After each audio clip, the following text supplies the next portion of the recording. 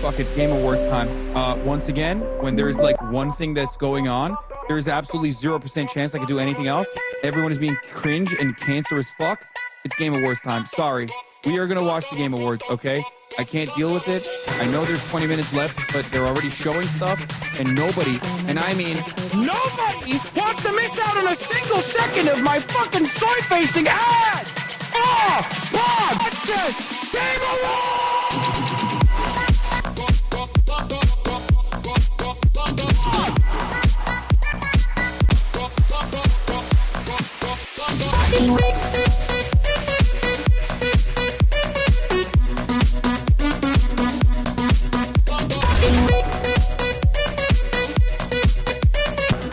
Focus on this anymore because all you motherfuckers keep talking about the PlayStation event. Fuck you, dude. Fucking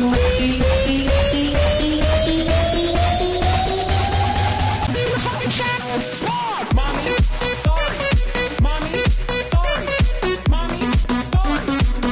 Dude, Megaphonics is literally just like hitting the levels of parasocial. What's going on, everybody? That previously people had never heard of before. What's going on, folks? I'm live and alive, and this is the HasanAbi broadcast coming to you live from 62 degrees in sunny California, Los Angeles. Folks, we're live and alive, and I hope all the boys, girls, and MVs are having a fantastic one, because today is a beautiful day. Today is a wonderful day. Today is a very special day. Hold on, let me grab my drink, and I'll tell you exactly why it's special in a moment. 62, why am I cold? 62 in California is cold. Is it a very special day because it's the 13th day? I don't know, maybe. Why would you say that? Well, I think it's a special day for some other reasons. Not only because it's the 13th day, but also because it's the Friday the 13th. Ladies and gentlemen, you already know what it is. Let's freaking go. It is Friday, December 13th. Friday the 13th. A moment of clarity.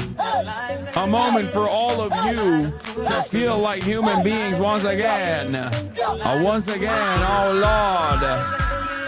Friday the 13th, baby. We're live. It's Flatfoot Friday. Your forefathers fought long and hard so you can have this moment of joy, this jubilation. Feel the fucking beat. Feel a sense of autonomy, a sense of purpose in your life. It's the freaking weekend, baby. You already know. Work starts getting slower. It's holiday season that is upon us. Regardless, you already know. Megaphonics is in here trying to fucking flex so goddamn hard, bro. Look at this. Look. Oh my God, that's an antique ass intro that I did. Okay, that's fine. Megaphonics says that. That's okay. But immediately he has to go. I literally met my wife and married her in the time since making the song. Like, we get it, bro. We get it. We get it, dog. You got a wife, okay? Fucking stop flexing. Stop flexing. Stop flexing that you have a wife, dude. We get it. Oh my God. Oh my God. Oh, look at me. I'm a fucking wife guy. I'm Wife-a-phonics. Why don't you just change your name to Wife-a-phonics, dude? Megaphonics, more like Mega Wife Guy. Jesus Christ, dude. Anyway, cheers, everybody. This is part of the broadcast where I tell you about my personal news about what's going on in the world of HasanAbi Piker, and let me tell you, there's some good stuff and some bad stuff that has happened. I got a fiance now. I'm Hassan pilling him slowly, but he gets jealous of how much I watch Lamau. Fun for the whole family. Y'all are gay, so you know I got enough meat for both of you. You know what I'm saying? If we go meat for meat, it's enough for both you and the fiance. Anyway, folks, this is a part of the broadcast where I tell you about my personal news about what's going on in the world of HasanAbi Piker. Okay? In between the time period where I press the stop streaming button and press the start streaming button, and a lot has happened in the world. Some good, some bad, like I said. So, ended the broadcast last night. What did I do? Not anything, really. Hung out with the family a little bit, but not that much. I usually just like end the broadcast, go on TikTok on my phone, and just like lay there, mind empty, brain open, just not really doing too much. And that's it. That's literally all I do. That's just straight up all I do. Also, went to bed, woke up. I got some bad news and some good news. Bad news is like I've been feeling kind of depressed. This is one of the downsides of like working out so much. is that when you have this like crazy structure, this crazy regimen, and you're super used to it, okay, if it even falls apart a little bit, like marginally, and my diet hasn't been as good since England, and also not only has my diet not been as good since England, but like I haven't been able to work out since England as well, right? So, and my dad is here, so of course he's like fucking up my diet a little bit because like he's, you know, he's just buying like treats and stuff. But all of that combined, obviously, like it just normally for regular people this wouldn't like break you that much, but for me it's like I'm in a fucking chaotic situation. I have to like grip the reins and like pull it in and control my life again. But you know, this morning I woke up a little in all this chaos, feeling it a little bit, you know. Not to say like, oh, I'm such a victim, but yeah, there's a lot of guilt that I feel. Exactly. Seasonal depression probably too, because it's cold out. But in any case, having said that, the one aspect of this has been that I'm actually putting up more weight for once. So I've been putting up more weight on the incline bench press in general. How do you find the tracks to put on your stories? I don't know, it just shows up. But yeah, I'm doing like I ripped 205 for 10 like it was nothing. And honestly, I'm just ripping it, you know? I thought you had new abs now. I do, but it doesn't matter. It's like they can go away in a moment's notice, okay? Smash. They can go away before you even realize it. Yeah, I saw this earlier today. This is funny as hell. But the problem is, while here's the other side of not working out every day, okay? When you don't actually work out every single day, little things can kind of get you, okay? I had noticed that my neck was a little tight. I didn't work out for one fucking week and my neck was a little tight. And it's like, oh, what the fuck is that? Like, what's happening here? What's this about, you know? And one of the problems is like while I'm pushing the weight up on my first push, I like lean in to my neck and I fucked it up a little bit. I tweaked it a little bit. It's not the end of the world. I still have most mobility. It just hurts a little bit. But yeah, I got a little bit of a vertebra crunch in there. It's fine. It's all good. It doesn't like impact my lifts that much because I kept lifting bench press afterwards. It's actually the neck tweak is because I'm a freaking boomer, and also because I was like pushing it up. When I was pushing it off, I was like crunching it off of my neck, and it's like decent amount of weight to just like put on your neck. Obviously, it can't hold on to that much, so it's fine. Back pain is a bitch. Luigi knows. Yeah, no, I've been able to overcome my back pain by basically work on all of the other complementary muscles that play a big role in stabilizing on my bench press. Back in the day, I could not do a single, like when I would do flat press, like a barbell bench press, I would fuck my shoulders up. My rotator cuffs would just like take way too much stress and it would cook me. And now you can see this is like perfect form. You know what I mean? Look at that.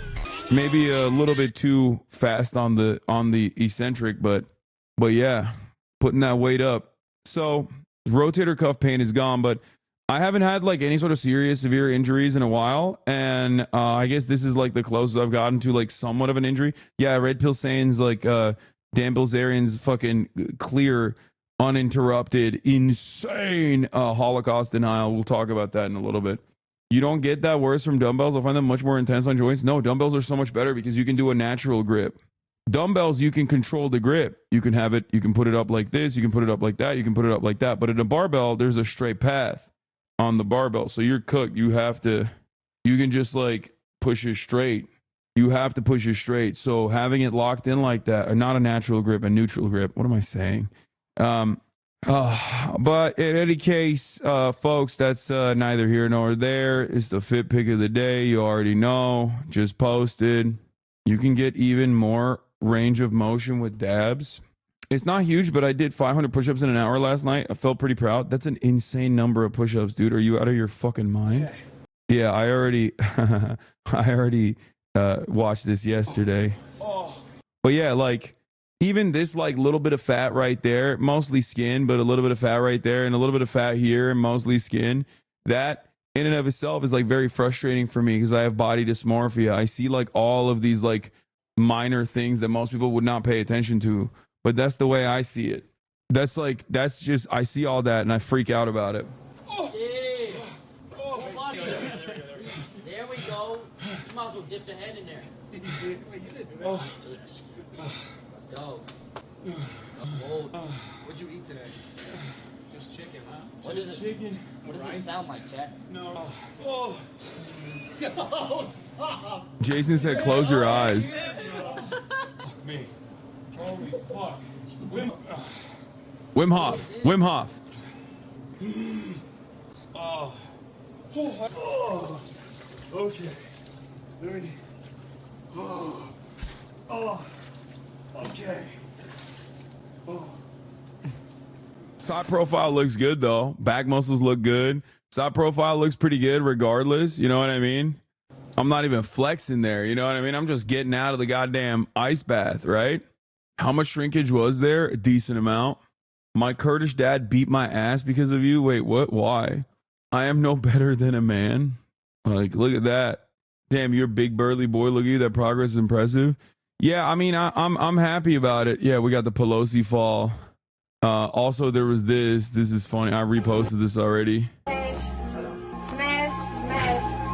It's crazy how viral this shit goes, man. It's crazy. Yeah, I reposted it. Every third post I see of Hasan is reposted by him.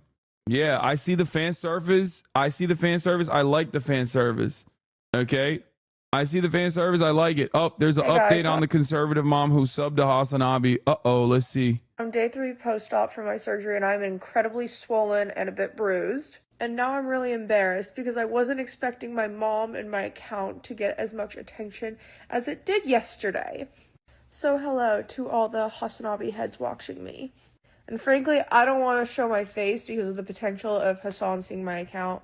And this is just not the look that I want to present with. Why don't you just wear a blue surgical mask like Luigi? So this is her. This is Karen. Not Karen. Hi. Karen, because she's from England. I'm out here to take care of my daughter who just had surgery. I'm flying back to Laguna today. She's an OC mom. But we got her. She's subbed. She used that Prime subscription. Yeah, you guys should do that too, by the way. Just like Karn. OC Laguna British moms. Rise up. Subscribe for $7 now, apparently, because Brandon's America brand inflation, or for free with a Twitch Prime, or by getting gifted a sub. You already know what it is, baby. Oh, yeah. She stole my Prime subscription, actually. So now I'm not subbed. It's actually my Prime subscription. Okay, it's a family account.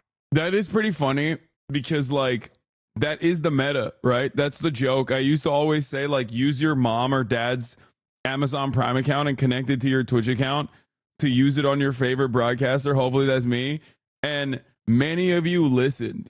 And I love that. I love that so many of you listened and were like, yeah, I mean, what is this? What is this? I told my mom I was going to get rid of my Prime because I'm trying to save money. And she said we could technically share it and sub to you. Yeah. It's $7 on mobile for Apple, Google's cut a mobile app sale, $6 on desktop. Oh, it's $6. Okay. So I'm going to be in chat today using her account since I don't have a subscription anymore. We've been watching him all morning. I think we're going to watch his interview with the FTC commissioner next.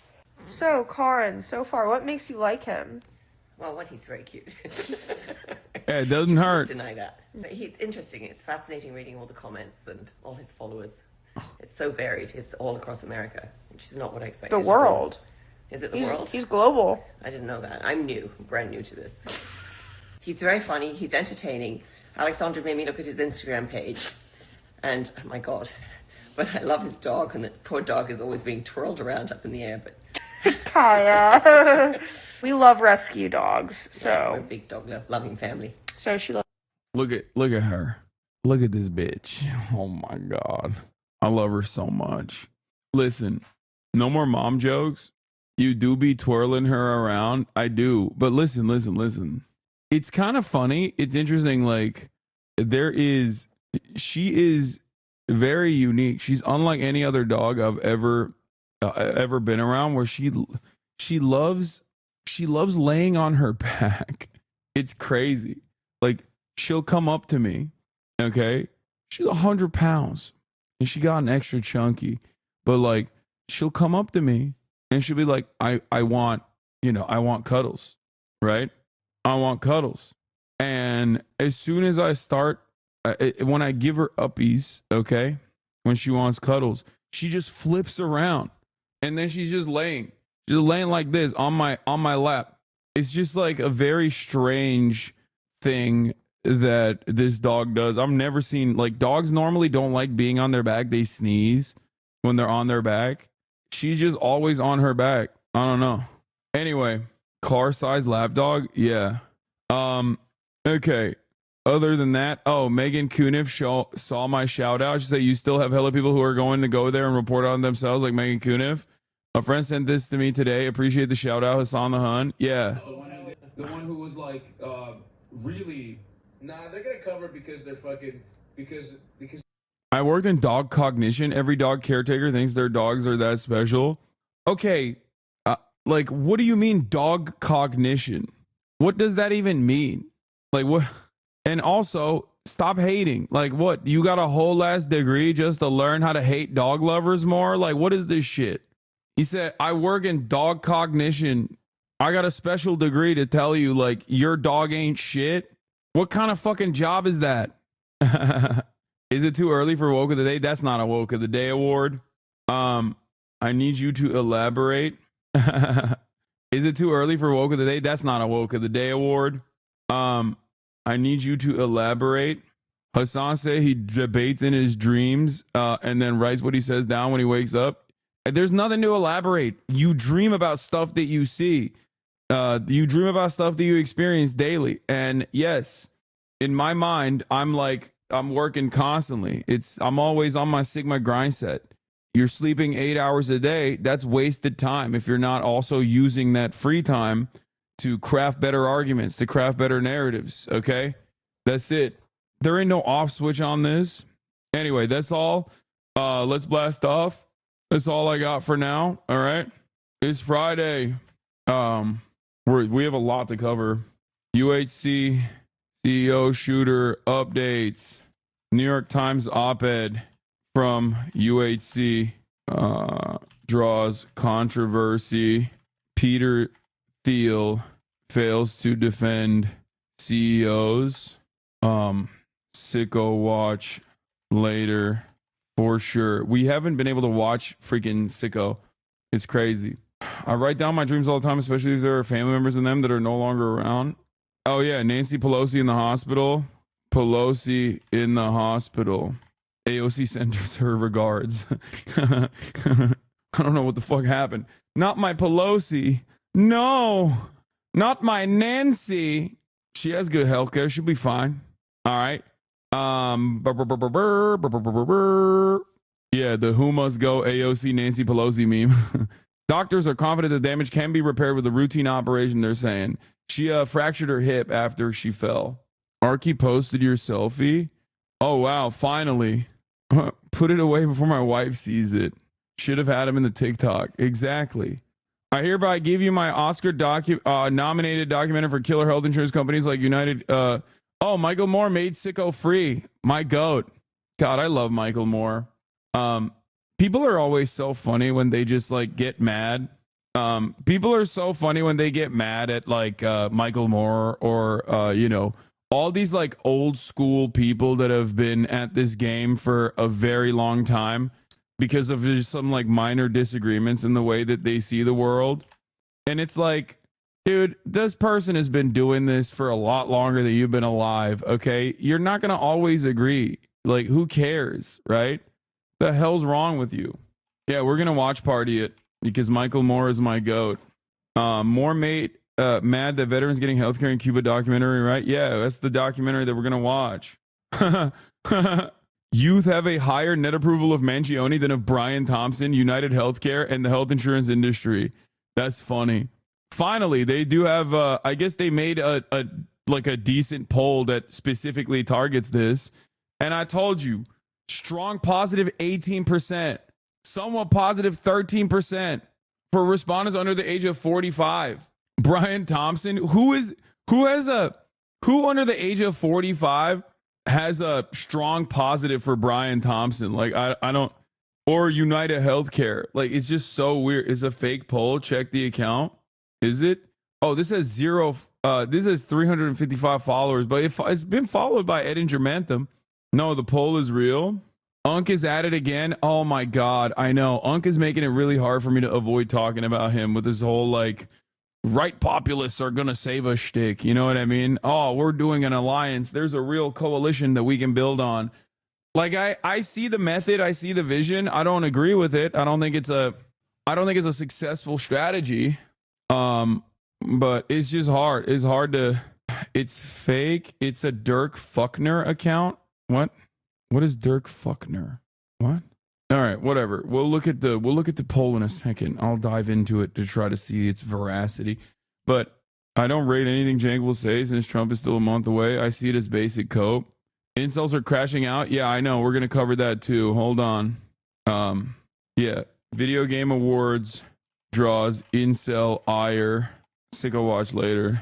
Sicko watch party later. Okay. Sicko watch party meme. Hassan Piker Sicko bowling for Columbine Fahrenheit 9/11. Yeah. All right. Watch my cousin Vinny. No. Maybe later. So here, let's blast off. Got an update from my friend on the dog cognition. She says she can go to school for it, and she basically studies of dog behavior, intelligence, and skills. She said it's basically a fancy way to say dog training somewhat. Okay, great.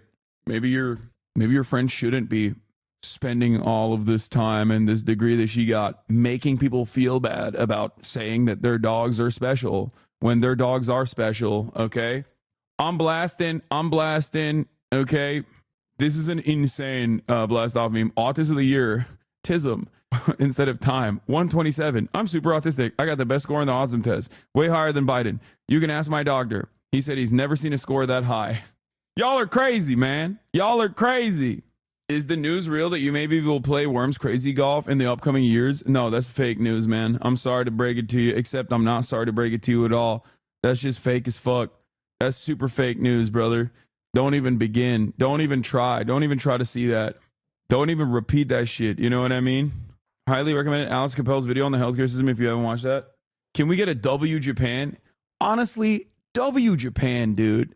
That was my favorite comment because, like, obviously we weren't just doing a watch party for the woke game awards, but we were also watching Asmongold's chat react to the woke game awards, which I think made it so much more fun. Because, like, anytime I saw a woman on screen, or like anytime I saw like a non-white woman on screen, especially, or like a woman with blue hair, they would just like, they would go nutty mode over it. They were like, L, L, L, L, L, L, L. Oh no. Like, it's like, oh, I need eye bleach. It's like, how do you go about your day? How do you go about your life? Just like having a fucking conniption, having a mental health episode every time you see like a woman or a black or brown person. Like, how the fuck? Like, that's kind of crazy. That's got to be crazy. Imagine you walk into like, I'm assuming that like the Asmongold fan that walks into like a Ralph's, sees a cashier and she's a woman. He's like, no, wokeness has ruined the reputation of my favorite grocery chain. Like, what? How the fuck does that work? You go to the DMV. There's a black lady there. You're like, no, the DMV is ruined because of wokes. Like, what do you do when you see your mom in the morning and you know, you're like, oh my God, my sister, she doesn't have the beautification filter on her face. She looks ugly in this lighting. Woke. My family is woke. My mother is a woman. This sucks. This chat has been begging us on to post his fit pics for weeks. Wait, what? Post award pics? Oh shit. You're right. I keep forgetting. But yeah, I had a lot of fun watching it yesterday. I truly enjoy. I love that the anti-woke gamers exist. I know it's really fucking annoying for the developers because they sometimes end up like harassing them and, you know, doxing them and shit. And then they just like dookie all over their lives' accomplishment. And I totally understand how frustrating that is because you're working for this massive corporation. You have these creative initiatives that you want to put into this work of art. This is your baby. You worked on it for years. You're very excited, even though you kind of also know you might get fired at any given moment because every single part of these companies are now consolidated into these like mega merger companies that only focus on live service, only focus on DLC content, only focus on loot boxes. Everything is shit, right? And you're over here just like, I am trying to exist in this space to the best of my ability. This is my life's dream. I wanted to make video games. And then some fucking basement dwelling, neck bearded loser comes in and is like, you're gay. You made this video game gay. Fuck you. You're responsible for everything that sucks. Why doesn't it feel like I'm 12 again when video games used to hit and I didn't have any of these like adult responsibilities? And it's like, dude, that's not the developer's fault. So I get how shitty that might be as a developer, but also on the other side, it is pretty funny to watch these guys fucking mauled, you know? Like they have turned not being able to fap to a teenager into a political movement. Okay? Unironically, because that's what the whole Siri conversation is. If you play Witcher 3, you know, one, the Siri segments were a lot of fun, and two, the entire game is supposed to be like gearing up for Siri to be the main protagonist, right? And these guys are like, they made Siri ugly. They made Siri ugly. I can't jerk off to the teenager. And it's like it's fine. I mean, she's she's like in her 20s by the end of the game, okay? But I'm just saying, it's like why are you so mad? You know what I mean? What, like, why? Like, this isn't a political movement, man. This is not a political movement, okay? You should be more embarrassed to be like, I want goon material. I want fat material. Like, back in the day, we weren't so goddamn porn brain. And I say this as someone who's like pro sex work, who understands, yeah, if you want to jerk off the porn, that's great. That's fine by me. I don't give a shit, right?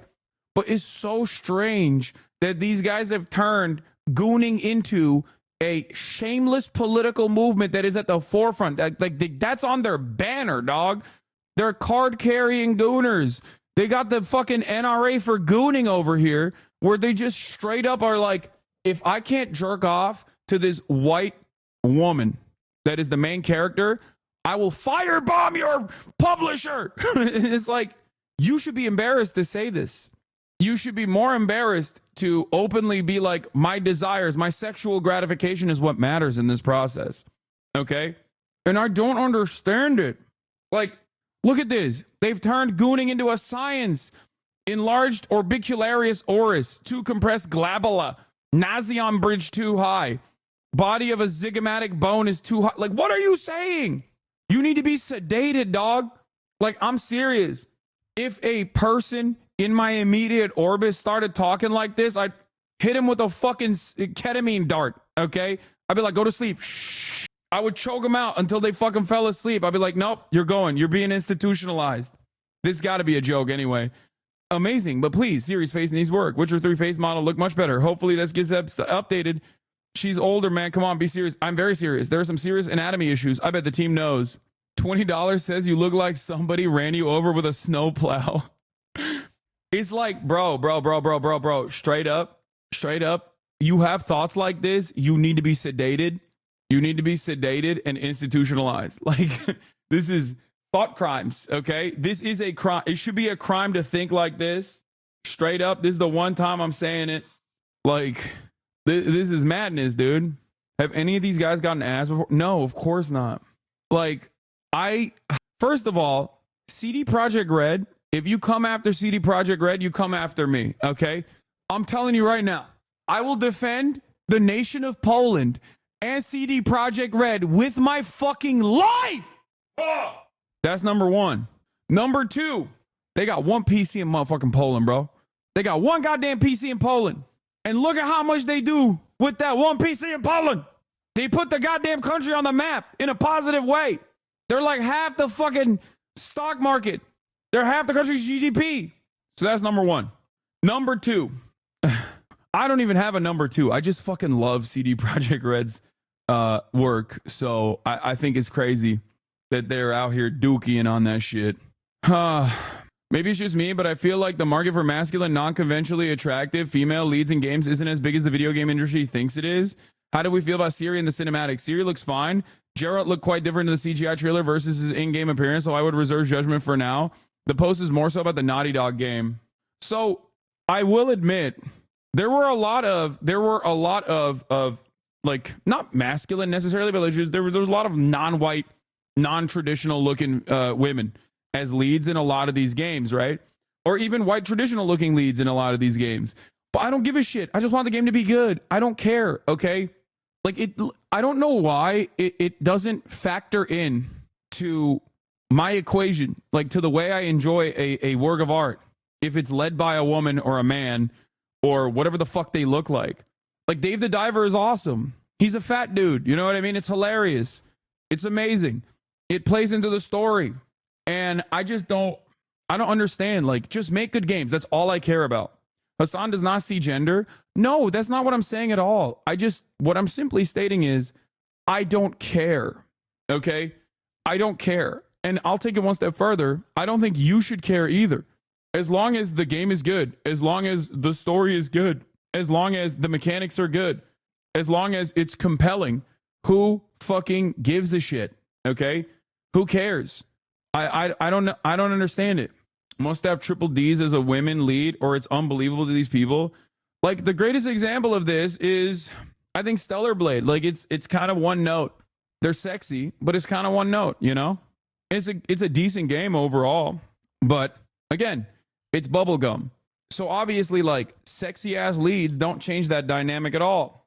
So it's very, very frustrating. I thought Asmus said he was changing. This doesn't look like change to me. No, he went back. He went back to I mean, he was never gonna stop doing the DEI equals die shit. But I just think that there needs to be a little bit of social shame.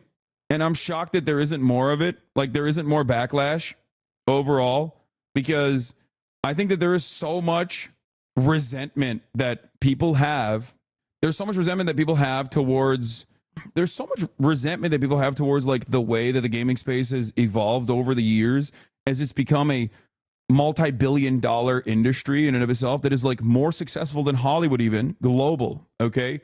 And in that process, there's been a lot of mergers and acquisitions, a lot of layoffs, a lot of hyper focusing on revenue rather than the art in and of itself. And like, people just simply cannot comprehend that, like, the reason why they don't like the games partially is because it doesn't hit anymore because you're a goddamn adult. You're like 45 years old, and none of your dreams when you were a child were actually accomplished. So now you carry that weight around you all day. You carry that sense of shame around you all day. And that kind of probably factors into your enjoyment of video games and stuff. When you were a child and you had no responsibilities, of course, the nostalgia, of course, when you were a child and had no responsibilities, like, that shit was way more fun. It banged, you know? Having said that, however, you're not a kid anymore. You're an adult. And in that time frame, when you like try to enjoy this new work of art, maybe it's not gonna hit the same. And then there's the nostalgia component that makes you think that it was much better back then. Okay. But overall, there are structural problems with the gaming industry in general. And a lot of these guys, ironically, and this is something I talk about with politics all the time, a lot of these guys, literally, instead of addressing the real villains here, addressing the real problems here, unironically do the same exact like deflection without realizing it. Where instead of getting mad at like mergers and acquisitions and crunch, okay, and not letting fucking video games breathe, not letting the development process breathe, and not giving the workers that make these video games more time, more space, more benefits, more freedoms to be able to pursue their artistic vision. This financialization of the gaming industry is obviously going to take away some of the beloved projects that might have even started off in a really interesting way, but that is now unfolded into the codification, the FIFA-ification of all gaming. This is something that I saw even when I was a young boy. Okay, when I was growing up, you got FIFA, which was the same dog shit, same slop that they were serving over and over again. EA Sports is in the game, right? That was always the same. That was always the same process. Now, as many publishers have folded into developers themselves, as all these developers merge and become these ginormous corporations, there is this EA-ification of all gaming, okay? And all games are turning into Madden. All games are turning into FIFA. Same game over and over again, restructured a little bit, tweaked a little bit, same engines, and it just doesn't hit the same. But getting mad at that requires for you to have a better analysis over the situation, to understand what's really truly changing the space. But it's much easier to just simply say, ugh, I see women, it sucks. And for the record, this isn't to say that there isn't diversity for diversity's sake in video games, as there is in every single medium. Every single visual medium does this. Okay? It's the same principle behind Ghostbusters, but all women, right? And many of those things become box office flops anyway. But hyper focusing on every single fucking new work of art that comes out of this goddamn industry, on specifically the virtues of woke or not woke, is going to lead you astray. It makes you look like you just hate games across the board. Okay? That's it. And it's so weird. And it's so entitled. And it's so selfish. It's this notion that, like, no, this is our space. You have encroached upon my space, my good madam. How dare you? No, all video games need to appeal to me. Me, only me. And it's like, okay, well, no, it's not going to happen. So everyone needs to fucking calm down. Stop making things political. Or if you're going to make things political, I'll use the language that these anti-woke crusaders understand. You come across like a fucking woke social justice warrior when you do that, but in the opposite direction. You're just crying and chirping. And if you're going to actually make it political, understand what actually ruins gaming in general, and not necessarily all this other shit. And they do respond to that, because remember, the Asmongold audience was very mad about the new Split game that was coming out. What's the Jack developer that's friends with Jeff Keighley, whatever his name is, Split Fiction or whatever? Isn't that what it's called? No, not Splitgate. Is it Split Fiction? Is that the one? Yeah, Split Fiction, right? So, Haze Light Studios is very good at making these like cooperative games. So they're making Split Fiction. It has 2 female leads. This was very frustrating for the Asmongold audience. They were like, oh, LLL, this sucks. But then, what did the guy say? Joseph Ferris, at the end of it, he turned around and said, and we're focusing on making good narrative-driven games that are fun to play. Only 1 copy is necessary if 2 people want to play it, because we're not in this to do microtransactions, live services, loot boxes, none of that bullshit. We're in this business to make good games that, you know, you can enjoy with your friends. And they ate that shit up. Asmongold's audience ate that shit up as well. So that's the frustrating aspect of this, right? The frustrating part about this is that a lot of these gamers, they hyper focus on the immediate optics of a situation and ironically become the other side of the coin that they constantly rail against, which is diversity for diversity's sake. But that's all you're doing. You're also advocating for diversity's sake. Or you're advocating for identity politics for the sake of identity politics. You just want the characters to be sexy, brolic men. That's it. And the other side of this is when people cheer when developers get laid off, not recognizing that the very same forces that are laying off those developers are the very same people, the executives that don't play video games, that are simply in the finances of it, okay, that are simply invested in the revenue strategies that ruin your fucking beloved games and ruin the industry that you enjoy, okay? Stats show that most people choose to play as a female character when there's an option. It's not woke, it's statistically correct. I find the casual anti-gacha discrimination problematic. Okay, well, good luck. I'm not going to ever fucking defend you because I think gacha in and of itself is also horrible. I don't understand it, but, you know, to each their own, but I do feel like that's just also streamlined gambling. So that's what I have to say about the gaming side of this. And also, you have drank too much of the... Mighty Keith is like one of the fucking last remaining like anti-woke gaming crusaders out there. Respect to Mighty Keith as always. He's been tackling the fucking weirdos that have just been talking about like how serious gaming crusaders out there. Respect to Mighty Keith as always. He's been tackling the fucking weirdos that have just been talking about like how Siri is not fuckable enough or whatever, which is crazy because it's like, dog, you do not have to jerk off to every video game. You know what I mean? Like you don't have to, or maybe, just maybe compartmentalize the masturbation part, because there's already a time and place for that. You got Rule 34, right? There's so much pornographic material for you to fap to, but they exist on the porn sites. You can, that's how it used to work. That's how it used to work. Where if you wanted to jerk off to something, you had to go to the jerk off place. You know what I mean? Like, what are we doing? We're becoming like people are not embarrassed or ashamed to just be like, nah, every woman has to be fappable. Every woman on screen has to be instantly jerk offable. And for me, I say skill issue, okay? Because you can masturbate to anything as long as you have motion and lotion and motivation, okay? So that's a skill issue for you regardless. That's number one. Number two, not everything has to be instant gratification. You don't have to like hypersexualize every fucking female character. And you should feel a little bit more embarrassed to say like, no, I need to be able to goon, okay? I need to be able to goon while Siri is just like destroying a fucking dragon. While Siri's like cutting off the head of a fucking werewolf, I need to be able to fap to that. And it's weird.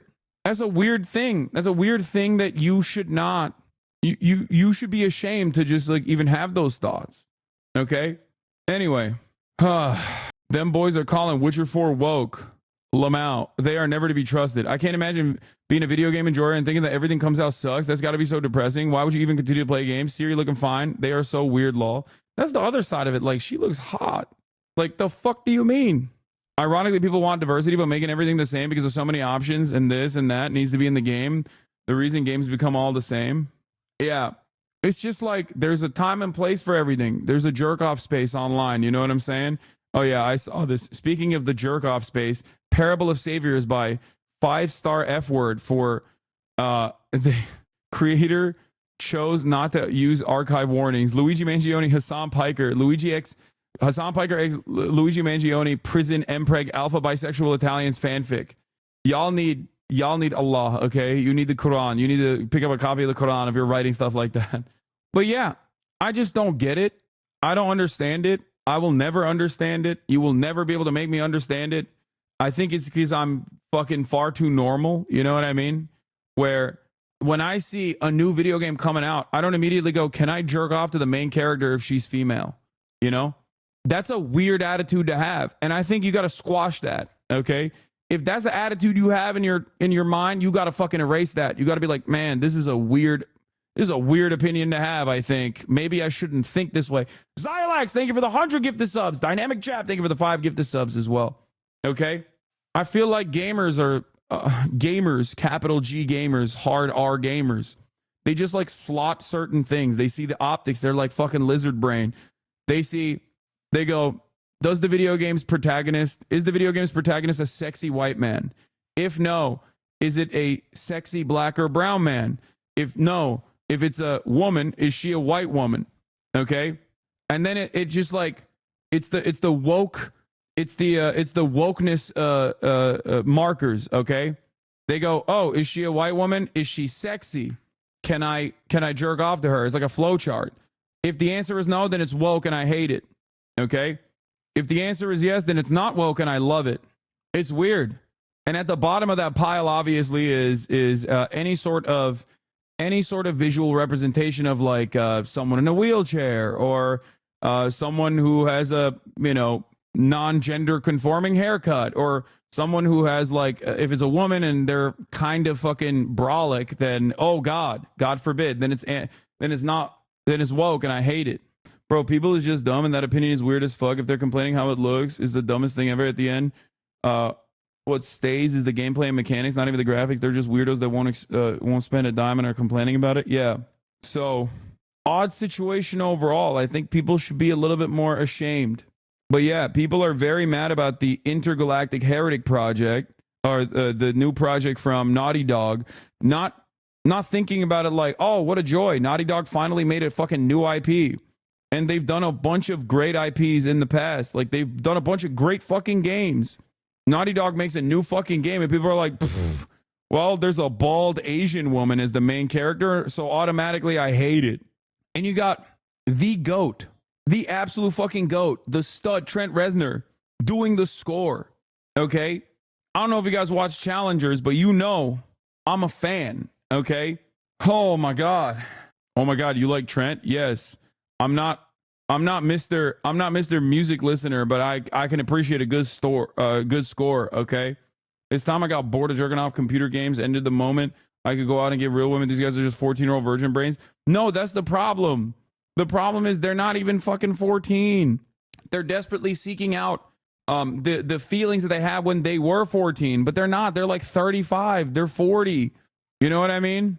Part of the reason why I loved Wukong, which many of these guys considered to be anti-woke, ironically enough, and that's why they liked it.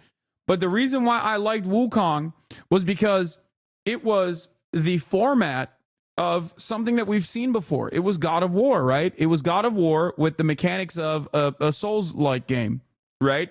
Now, there are a million games like that, but why did I like it? I liked it because it actually featured a mythology that you don't usually see that much in Western media.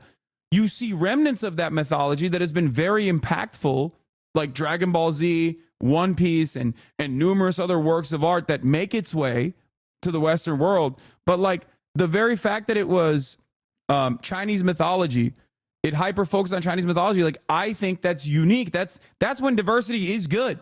That's a perfect representation of diversity being good. Okay. That's it. That's why I liked it. That's part of the reason why I liked it so much, was because it was cool to dive into a unique universe. Okay. When is diversity even bad, motherfucker? No, I understand the argument when like people just go, oh, we're going to make the same IP and it's going to suck, but it's now gender bent. You know what I mean? It's like, that shit sucks. It's boring, but that's not because of diversity. It's boring because they're juggling the same IP over and over again. Do you not understand what I mean? That's not even, that's just diversity for the sake of diversity, or that's diversity just for the aesthetics. And oftentimes it's chock full of bad writing in general. But I think these guys are so one note on this issue that they just don't like they don't give anything room to breathe. And plenty of this, yeah, it is derivative, but so is all art, okay? But listen to me. A lot of these dudes, a lot of these gamers, you know, capital G gamers, hard R gamers, a lot of them don't need to see or play or experience the work before they make up their minds. They just immediately go, oh, I saw something that is, I have slotted as like anti-woke, or I saw something that I slotted as woke, and therefore I don't like it. Okay? And that's deeply, deeply frustrating. Okay?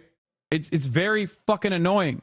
And these guys that take advantage of the anger and resentment that people have by grifting to this kind of commentary, but they're grifting to this kind of sentiment and highlighting it and legitimizing it over and over again, they rarely ever get punished either for making the false prediction that a particular game is woke. Do you understand? They'll come out. Fallout is a great example of this. They'll be like, Fallout is woke. It sucks. Like the Fallout movie or the Fallout Amazon Studios show is woke and it sucks. And then it comes out and people watch it and it's fucking amazing. So then they quietly go, okay, never mind. It's actually amazing because it's not woke. The fuck? Yeah. Baldur's Gate 3 is a perfect example of this. It's the most woke game that came out and everybody loved it. Okay? Everybody loved it. Why is it not woke? Why is it not considered woke? Because everybody fucking loved it. You could fuck a goddamn bear in it. It's the gayest game of all time. It's the most trans game of all time. But everybody liked it. So now it's not woke. We don't have to talk about it. We don't have to talk about how woke Baldur's Gate was. They just move the fucking goalposts. And then they take advantage of like other games that are shitty. Like, what was that game? Concord or whatever? Concord wasn't shitty because they had them looking characters or whatever the fuck people are saying. It was just shitty. It was just not good. It was not a good game. Okay? Like, that's it. It wasn't shitty because it was woke. And I saw something about going back to the obvious ridiculousness. The Witcher is really about Ciri, which is why it makes sense as to why it is her leading the game. Serious bisexual, read the books. This is a weird comment. Also, your username is giving loser. Feminazi Killer Knight 6233 says, disgusting and a big disappointment. We lost Ghost of Tsushima first and now Witcher as well, making women as protagonist. Really, all Western gaming industries failing with shit woke agenda, gay and women. Fuck that shit. CD Projekt Red, thank you for ruining this game. Hard pass. I'm imagining the mindset of this guy, bro. I swear to God. I'm imagining the mindset of this fucking guy. He's walking in. If he ever leaves his goddamn basement, he's walking to the DMV and losing his mind when he sees like a black woman behind the counter. He's like, this is DEI. It's woke. Why can't I jerk off? And if the DMV lady is white, they're like, why can't I jerk off to the DMV lady? Your titty physics are not up to par, ma'am. I'm going back to Unreal Engine 5. Yeah, he has a Red Dead 2 avatar, which is also a very woke game too, but that's, don't even get started on that. Arthur Morgan is like the woke hero. The entire game is about how fucking woke he is. Anyway, the standard for all female characters should not be the merit of the existence of female characters should not be about like how fappable they are. Okay? And if that is unironically your like political movement, if that's unironically your perspective, you're a pervert. I don't know how else to describe this. Like you cannot exist in like civilized society. Like take a fucking shower, And Tectone is the perfect person to say this to. It's like, bro, like this is not like something that you should be openly advocating for. You know what I mean? Like you should be ashamed to be like, oh, the video game industry is not appealing to my jerk off fantasies. Some games are going to feature this, and that's fine. And some games are going to feature this. Like, who gives a shit? Oh, my Lord. I think people are just, the more time we spend online, the more shameless we become with our digital footprint. The less time we spend with other human beings in the real world, the more creepy people get. And I think this is the final stage of that creeper-like behavior where you're just like not only unashamed of these desires, but you have turned this into like a political movement in your mind. Okay? Because on its face, this right here, on its face, this statement right here literally is like every fucking video game female lead has to be a female lead that I can jerk off to. Like I'm porn brained. My brain is broken. I need to be able to coom. It's very weird. It's a very strange way to exist. And it's extra strange to like openly admit that this is your desire. And it's even stranger to say like, this is at the forefront of my political movement. This is at the forefront of my advocacy. Okay. And there's a real world example of this as well that I want to point to. Sydney Sweeney. Okay. As you guys know, we're big fans of Sydney Sweeney. The problem is Sydney Sweeney is a real human being. And when you're a real human being, sometimes you're not going to be under horrible light. You're not going to look the same as you do on the cover of a magazine. Sydney Sweeney shows off bikini body lounging outside a $13 million Florida Keys mansion. And this guy actually responded to this, and I didn't even like his response either. But he's referencing like all of the people that were like, what the fuck? Like all women are catfishes. Like what the fuck? Like this is crazy. It's really crazy how like 85 to 95% of men can't seem to figure out that 80% of what they find attractive is painstakingly, carefully curated presentation, 10% plastics and filler, and about 10% base model female. As soon as the presentation isn't carefully curated, they get turned off and confused. And Emily Sears is correct, by the way. This is broad daylight and the absolute most unflattering lighting possible. Give her a break. Like Sydney Sweeney is incredibly attractive. Like she is fine as hell. Like, I don't know how else to describe it. Awooga, you know what I mean? But the way that like people respond to this shit, is so fucking crazy. Like we need to sedate the masses. You know what I mean? Like you need a sedative immediately. If you look at this photo and you're like, this is all women are catfishes. The question is to what degree? Like you look at these photos and you think, oh, gross. You're a freak. Okay. Do you not have mothers? Do you not have sisters? Have you never been around a woman?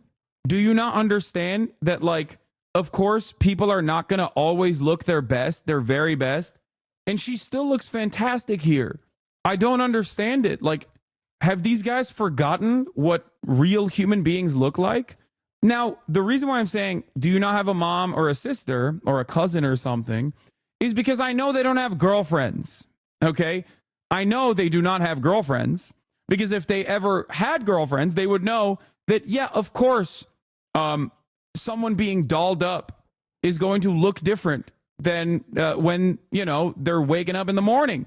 And it doesn't even matter. It's not even saying, I'm not even saying that, like, oh, when you're not dolled up to your very best, when you're maxed out with the best lighting possible, like, that's the only time you look fuckable and great or whatever. Like, you're a fucking freak. Just be a human being. Be a normal human being. What the hell is wrong with people? And obviously, the real academic, not to get super like academic on this, but the real reasons as to why people feel this way is because, one, their society just like automatically slots women, patriarchy automatically slots women into objects of desire who are fuckable and only good for that, or completely worthless. And it's insane. It's fucking insane. It's an unrealistic depiction of Sydney Sweeney here. She's obviously catfishing. Where's the lens flare reflecting off the perspiration on her titties like that Korea sword game? Yeah. I feel like most men who act like this, I've never been in a position to wake up next to a woman in the morning. Have never been in a position. Yes, that's what I'm saying. Yeah, just like capital G gamers, these people expect every person and everything to cater to the taste and expectations. They just don't understand what's the matter with the way she looks. There's no issue with the way she looks. It's just that she doesn't look like the last time this guy jerked off to her. That's it. That's the thing that they're frustrated by. They're like, they don't understand how like a physical body works. They don't understand that like you can bulk up for a specific role as an actress. They don't understand that, like, you know, a creep shot in broad fucking daylight is not going to look the same. But this works in every facet of our lives. This is why so many people at early ages develop body dysmorphia, because they see airbrush photos of like fitness influencers, or they see how people look and they think this is how I'm supposed to look at all times, when that's not how it works. Okay? That's not how it fucking works. That's not, you're looking at an unrealistic expectation. Now, I'm not advocating to I don't know, stop Photoshop or anything like that, or I'm not advocating to abolish the way that the way that magazines work, or the way that media works, and where every frame is supposed to be perfect. I'm not saying that at all, but I hope that people can understand that that is not how that's not how the real world works. And for me, it's like, you have to be a complete shut-in. Okay, you have to be a complete brain broken shut-in who is so far removed from having any real world experiences that you think, well, I don't understand. Like, where you're like, I don't get it. What's going on? She's being a catfish, I think. It's craziness. It's actually fucking nutty. I feel like there was some semblance of social pressure that used to exist, where if you had attitudes like this openly, other people would check you. In a group of friends, if you were like, yo, you see that Sydney Sweetie photo, dude? Like, she looks busted in it. Other friends that you used to have in the real world would probably be like, yeah, dude, that's normal. I don't know if you've ever encountered a woman or whatever, or just a human being, not even just a woman, just a human being in general. Like, that's normal. They're not always going to look the way that they do in a fucking photo that you jerked off to. Stop being gay, dog. That would be a normal conversation to have in this situation, you know? I'm not saying I would exhibit this homophobic tendency, but like, you know, that's how it would work in a normal situation. But because people are only online nowadays, yes, there is this social degradation.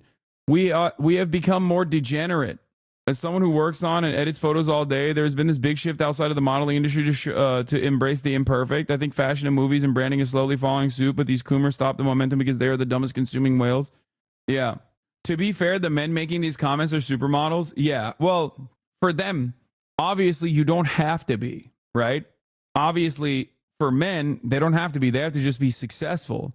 And even if they are not successful, that also doesn't matter. Even if they're fucking shut-in losers, okay? with no discernible footprint, and the only thing that they are doing, is just like yelling into the fucking wind, it still doesn't matter, because as long as they say stuff like this, they get affirmation from other men who are also losers in the same way, and that makes them feel like they are reaching some level of success. This is the model for the Naughty Dog game, by the way. Tati Gabrielle. But here's the other side of this, okay? Here's the other side of this. A lot of this stuff stays online. The problem is we are all becoming more online. We are losing sight. We are losing sight of what it means to not be online. We're losing sight of like what it means to exist in the real world. And things online are increasingly changing the real world as well. So I am very fearful of what this spells for the future of interpersonal relationships, culture, societal attitudes broadly. Because in the past, like, there was a level of shame that people could enforce upon you, a little social shame. There's another point you're not bringing up, and it's that men will focus on women's appearance as a form of control. No, absolutely. I addressed the way that patriarchal constructs work in this circumstance, but you're right. That is another aspect of this as well. It's like, oh, if you're scantily clad, then you need to put on some clothes. And if you're not fuckable and not jerk offable, then, what the fuck are you doing? You need to be an object of my sexual desire. It's gross. 1000% Skyrim modding created these incel losers. They want to mod women in real life too. Holy fuck. What the hell is this? KS Hairdo is a hair pack that contains 983 hairstyles. The Eyes of Beauty SSE, official port of the TOB SSE with permission from Logram. 66,000 upvotes. 5.3 million downloads, 6.8 million downvotes, 6.8 million downloads. Expressive Face Gen Morphs SE. No third places in the US has all of us isolated. That's why these takes aren't just instantly shamed into oblivion, because now instead of shame, they get retweets and upvotes. Yeah, by other like-minded fucking losers. And also, that creates a permission structure for this kind of sentiment to thrive. And that permission structure makes it so that other people look at that and go, well, I don't know if this is a normal person or a fucking troglodyte pervert saying this, but other people seemingly agree with it, Other people seemingly agree with it, so maybe it is the correct thing. What is this? They are DEI gender swapping. Thank you for sending me your rubbish. Go watch some cosplayers turn trash into treasure. Wait, have you never seen a mod site? Instead of cool improvements like we used to get modders, just add tits lol. And the other part of this is that Blue Sky post that I saw yesterday that someone sent me that was really interesting. Apparently, this is almost identical to that study that was conducted. Really interesting. Apparently, this is almost identical to that study that was conducted. I don't know if you guys know this, but there's that one famous study where, like, in business environments, women that speak significantly less than men are still seen as speaking more than men. You know what I'm talking about? And it seems like there is like women are almost always seen as getting more time to speak, even if they speak significantly less than men. And that's because, like, it's the idea is that women are not supposed to speak at all, or at least, like, you're trained into thinking that they're not supposed to speak at all. So when they do speak, you're like, oh, okay. It's not even like this outward bias, right? It's implicit. It's something that you don't intentionally lean into. You just kind of feel like it's the truth. It's because women speaking is out of the ordinary. We're naturally more likely to notice abnormal events. That is the nicest way to put it. Okay. Now, what's really interesting about that, if I recall correctly, that stat is that women speak 30% of the time. They are perceived as having spoken for the majority of the time. Yeah.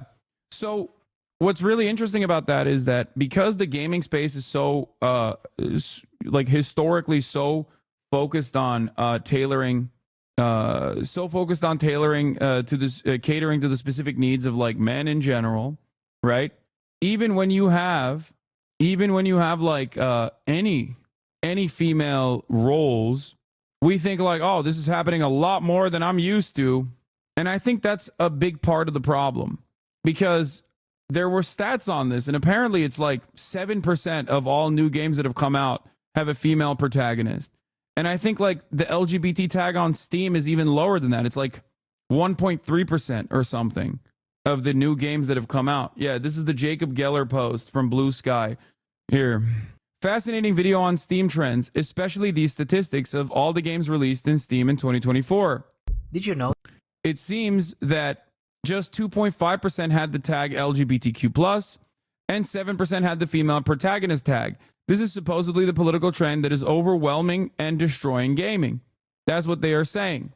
Now, it has increased, right? It has certainly increased. But the irony is, it's not necessarily a major increase that these gamers are complaining about.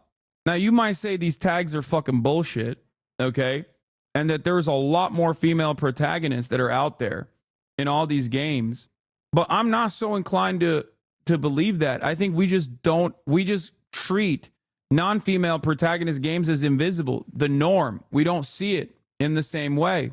There's that famous study about men perceiving women as dominating the conversation in situations where women spoke half as much as men. These stats are even more absurd. Can you explain this by referring to the fact that men and masculinity lack subjectivity? Performativity has rendered men a lost identity. Yeah, this is the video. I scraped the entire Steam catalog. Here's the data. Know that half of the top 50 games on Steam are indie titles? Or that there are only 4 fighting games with a romantic theme? Here's a fun one. Did you know that the word life appears in more game titles than death? Yet war is mentioned twice as often as love? Today, we're diving into the data and exploring some fun insights into the game development. Anyway, this is just like a very nerdy but very cool video from Newbie Indie Game Dev, okay?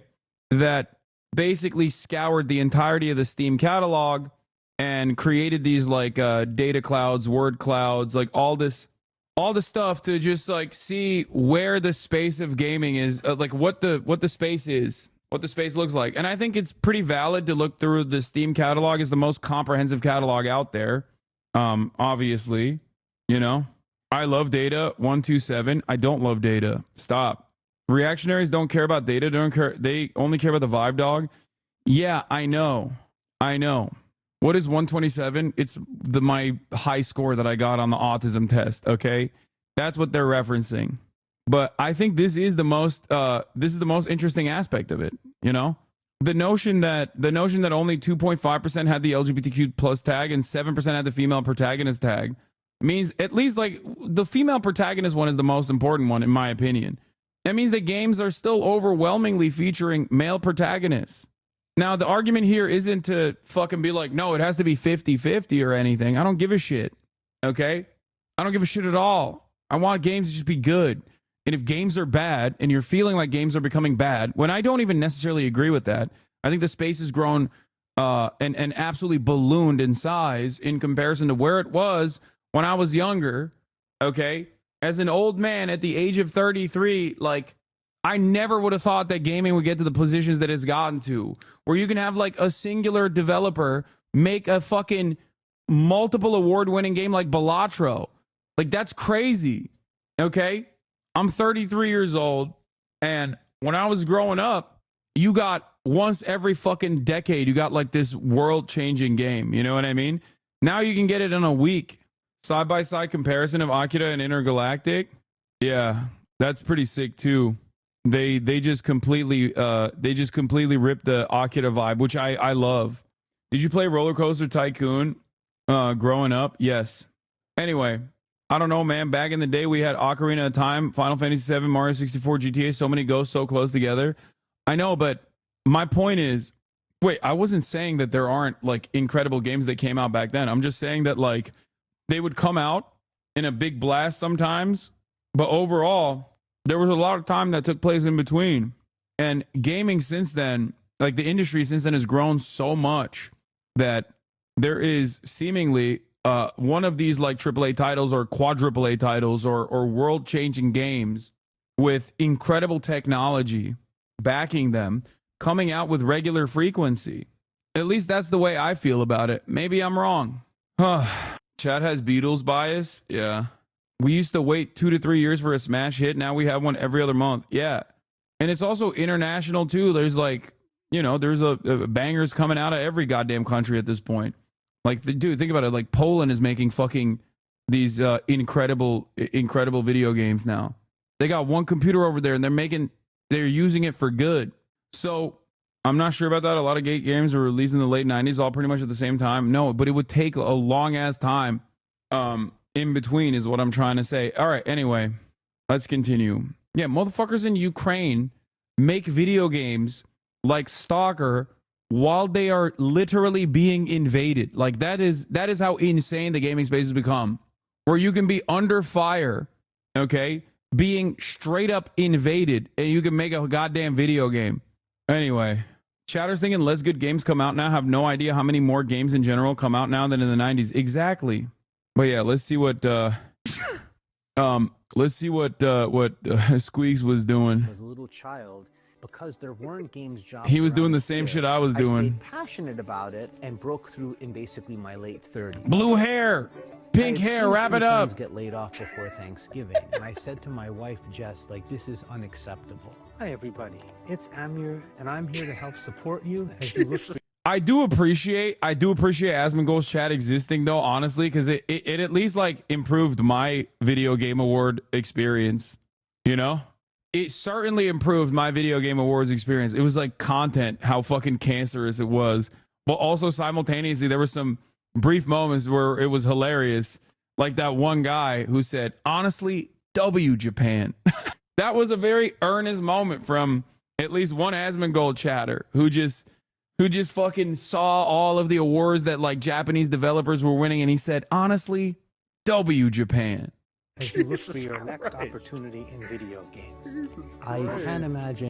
So it's like if they were just like confined to like one part of the internet where they couldn't do harm to the developers or whatever, or have any sort of motion and like put people in the crosshairs of harassment or whatever, it'd be fine. It'd be great if they were quarantined and you could just like look at it from afar like a bunch of zoo animals and laugh.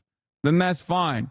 Back in the day, it was 4chan. They were contained. Now they're all over fucking Twitter, and they're able to monetize the fucking idiocy.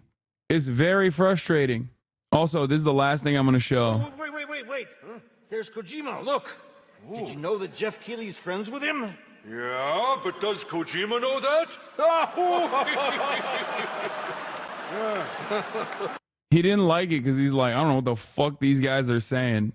Put some respect on it, bitch. You don't mention the GOAT.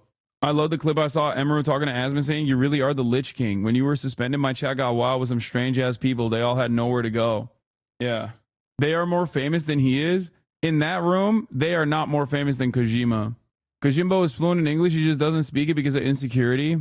It's Kojima Sensei. What did you think of the award show overall? Bro, is a little bit long. I will admit. I feel like every year it gets longer and longer, and I don't know if it's like my bias or if it's actually backed by hard data. I'm sure this would be very easy to figure out, but it's a lot, dude. I also think it was rigged a little bit for Astrobot, but that's neither here nor there. You know, that's just how I feel about it. I think Black Myth Wukong would have been great. Balatro. I didn't even play Balatro, but like obviously a lot of people loved it.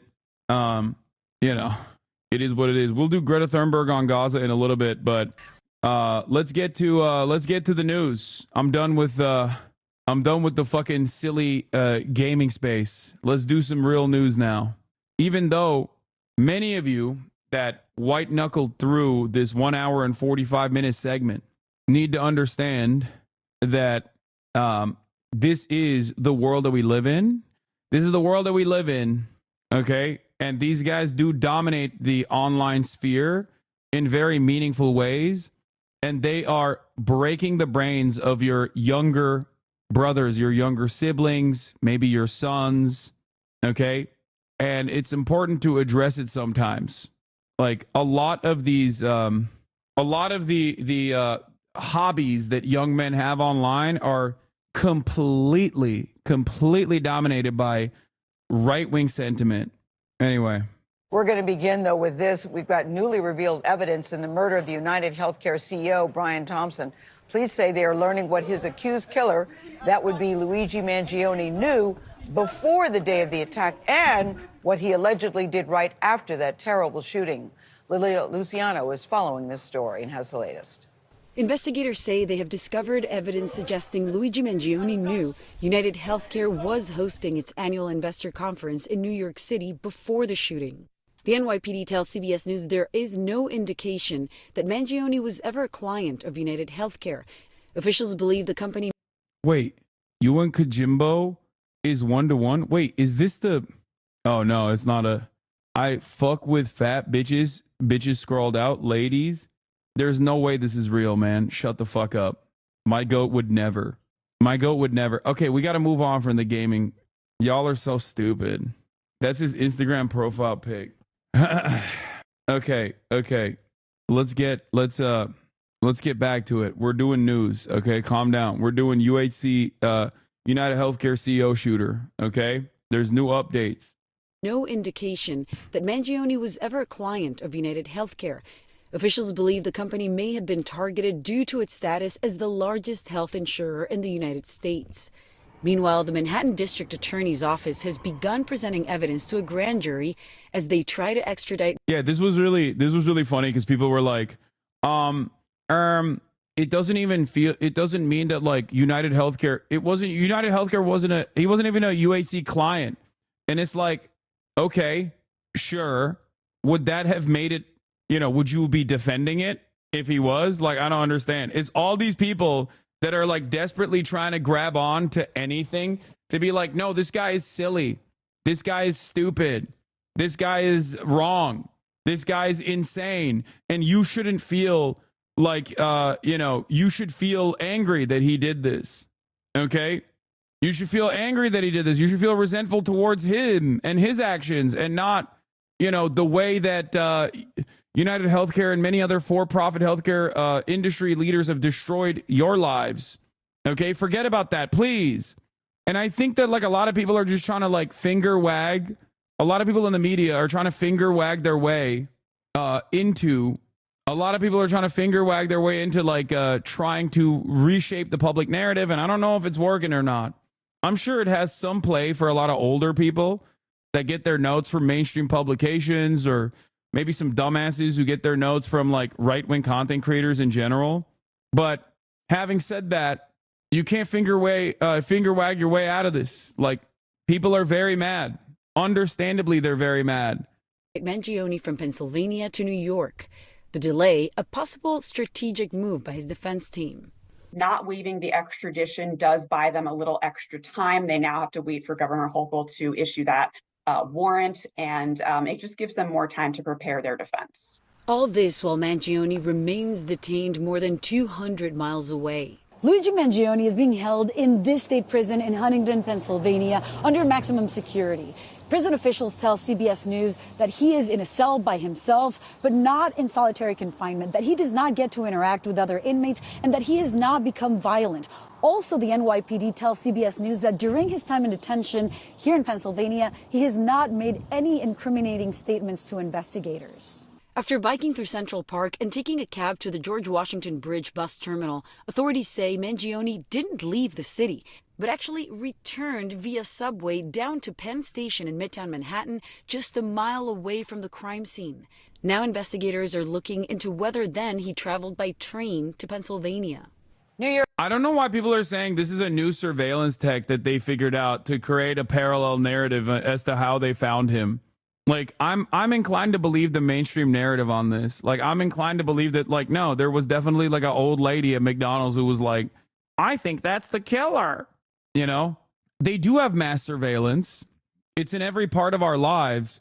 But having said that, you can see that it takes time for them to actively monitor a city with like 14 million people in it, or however many million people live in New York City. What is it, 7 or 14? Am I getting the number wrong? It's 8.2. Sorry, not 14. It's 8.2 million people in New York City at any given moment in Manhattan. Obviously, it's going to be difficult for investigators to, even with all of the mass amount of surveillance that exists, it's going to be difficult for people to figure out one singular individual wearing a mask and where they go. So I don't know. I don't know if this is like a person being, I don't know if this is like your McDonald's self-checkout kiosk spying on you or whatever. Hasan is running D for the NYPD. Yeah, that's what I'm doing. I don't know how true, but allegedly the CEO of Peak Designs ratted Luigi out to the police by looking up the serial number in the backpack they found. I can see that. They are creating a parallel narrative for the NYPD data. You have not seen the tools NYPD Fusion has, however, not for the arrest. I think a lot of people overestimate the power that like artificial intelligence has. Or maybe they overestimate the power that human beings have. Mass surveillance is here, and it has been here for quite some time.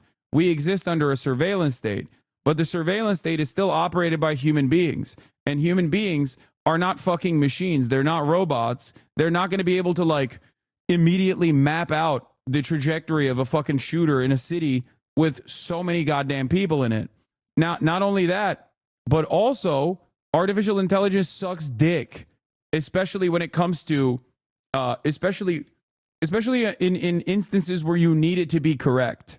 Okay, artificial intelligence as it works currently, okay, or AI or machine learning or whatever you want to call it, as it works currently, is only good at being the plausible deniability machine. Okay, it's only good if it's not supposed to work. It's only good for Lavender AI's targeting capabilities. It's only good so you can just say, oh, we handed it off to a machine, and if the machine fucked up, then oops, it is what it is. It's only good if it works. It's only good if it's supposed to be bad, if that makes sense. Just like United Healthcare that utilized AI to process more denials over claims, like valid claims, at a significantly higher rate than human beings would. You're an expert? No, I don't think you guys understand. Like the current, everybody wants to feel like these super powerful machines are just, they're better than human beings at like tracking, and they're more accurate, not realizing that the data input into it is oftentimes inaccurate, and that causes super basic hallucinations in like even something like ChatGPT. Like AI is amazing, but it's not as amazing as you think it is my point. That's it. And it will continue to get better unless it keeps working off of other garbage AI, and they don't figure out a way to clean it of its imperfections. But yeah, I think human beings are still on top in this moment, for better or for worse. We are in a surveillance state. We are not in a Minority Report future. Exactly. That's it. Like the level of access that people have once they identify someone is expansive, it's vast, it's unimaginable to the normal human's mind. Okay? That much I agree with. But in instances where you're scouring through like terabytes and terabytes of data, and you have to pinpoint one person with accuracy, AI is not good enough to be able to do that correctly. At least for now. Especially if I think especially for now, like the failure rating. Bro, I agree with every single one of your takes except AI. You don't understand that it's exponentially growing and will supersede human intelligence most likely by 2029. I'm simply talking about where it's at currently, chatters. That's it. I think people think that like AI facial surveillance recognition technology is like so much better than the way people think it is, at least as it stands, at least for now. LLM, ChatGPT, etc. are inherently flawed and will never be able to reason. They can only imitate reasoning relatively convincingly. We will need a new model before we see anything like sci-fi level AI, genuine artificial intelligence, as opposed to a very good chatbot. I think big corps using AI to comb through thousands of resumes to hire people is akin to getting precogged. Getting my master's in data science and data policy, and you're not far off. Do you really think the U.S. government isn't working on mass AI surveillance tech? You are unk-maxing. Did I say that? Did I say that the United States government is not working on this technology? Did I say that AI is not already here in terms of surveillance technology? How many times have I talked about this fucking asshole? What do you think he does? What do you think his like signature achievement is? What do you think Palantir does? They're working on it for sure. I never said they're not. What do you think his like signature achievement is? What do you think Palantir does? They're working on it for sure. I never said they're not working on it. I'm simply stating that as it stands currently, it is nowhere near as good as you think it is. It's not capable, in my opinion, of scouring through like terabytes and terabytes of visual and audio data to accurately pinpoint in real time where a certain person is in the city. You still have to do old school investigative reporting, or you still have to do that classic like $50,000 reward for a human being that recognizes the shooter, please. Way out of your depth here, dog. Okay. And I'm not even saying that it's not going to get there. It will. And it's certainly faster at processing shit than human beings can. But I think that people who think that this is like Minority Report style, like boop, boop, boop, they immediately tracked the shooter, they found him instantly, and they actually mapped out his movements, and now they're like secretly trying to hide that they have this capability by crafting a parallel narrative. I think that's not correct. You definitely aren't out of your depth. You're basically reflecting exactly what top scientists studying AI are saying. Yeah. Now, make no mistake, every day is the worst that AI ever will be. Okay? Today is the worst that AI will be. That is the case. It's only going to get better, and it's going to exponentially get better. I think that is the case for sure. You literally have to be listening to AI salesmen to think it's there already. But there are still issues. As far as I understand, there's issues with the data being processed. I've always maintained this position. And I think people that work with AI hype it up quite a bit for their own personal financial interests. Like they make it seem as though it's already there, it's done, is it going to kill the world? Like what's happening? When in fact, like, no, AI is used as currently to basically cast aside certain subsects of the labor force. That's it. That is the primary purpose of it. And if it's like shittier and shittier output, it doesn't even fucking matter. Because these guys only care about their bottom line. It works only if it's not 100% accurate, and it doesn't matter. It doesn't work when it requires 100% accuracy. Pinpointing a person, pinpointing a needle in a fucking haystack requires basically 100% accuracy, and the AI is not there yet. That's it. But if it's something like, an advanced chatbot, or if it's something like, if it's something that basically can be wrong, and the goal is for it to be wrong anyway, like the AI processing denials at a much faster clip than like human beings, then yeah, AI is great for that. That's what it works for. Anyway, let's continue. Governor Kathy Hochul has said she expects to see an ironclad indictment soon and is adamant that Mangione, quote, return to face the consequences. Meanwhile, this morning, there's a new op-ed in the New York Times from the CEO of United Health Group, the parent company of United Healthcare, titled, "The Healthcare System is Flawed, Let's Fix It." In it, he calls Brian Thompson a brilliant, kind man who is working to make healthcare better for everyone. He acknowledged the flaws in the healthcare system, but condemned the vitriol and threats against healthcare employees, saying, quote, while the healthcare system is not perfect, every corner of it is filled with people who try to do their best for those they serve. I mean, one of the issues with the healthcare system is that the flaw may be at the very core of it. How can you have a profit-motivated system on top of something as necessary as people's healthcare? And that's part of the op-ed, that it's he says no one person or no one designed this one system. It's a patchwork. Yeah. And so now it's time to fix it, while not, of course.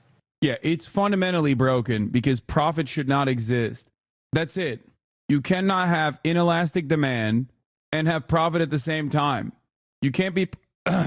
You cannot have the profit motive in a sector that has inelastic demand. And by the way, this is not just for healthcare. This is also for housing as well, just so you understand. This is my attitude. I have to make this very clear. That's it. So the notion that it's like, oh, it's imperfect, but we're trying our very best is silly. Okay? That's dumb. Not you. Sure, the system is broken, but if you want to be the CEO, you have to be willing to represent the corporation in every way. No, they do, and they get paid for it. They get paid to represent the corporation in every way. They get paid for those inhumane decisions that they sign off on. So no, I think it's fucking ridiculous when people go, oh, what the fuck? This is just a normal human being just like you. just like me. Like, I have a lot of charity for the average person who's just simply trying to exist. I have a lot of charity for the average person that's working in this corporation, because like everyone is working in a ultimately, given the way that capitalism works, every single person is contributing to this fucking death machine. I work technically under an Amazon subsidiary. Okay, that's it. I am a contracted 1099 employee of one of the most brutal killing machines out there, Amazon. Okay, when virtually every single person is working for the brutal killing machine, then yeah, technically no one is. Okay, having said that, however, and I have to repeat this position. Like, I don't think adventurism is the solution here. Okay, I don't think that like a direct violence against CEOs is going to solve this problem. I don't think so at all. But I think it's important to examine where this frustration is coming from. What leads someone to take this act?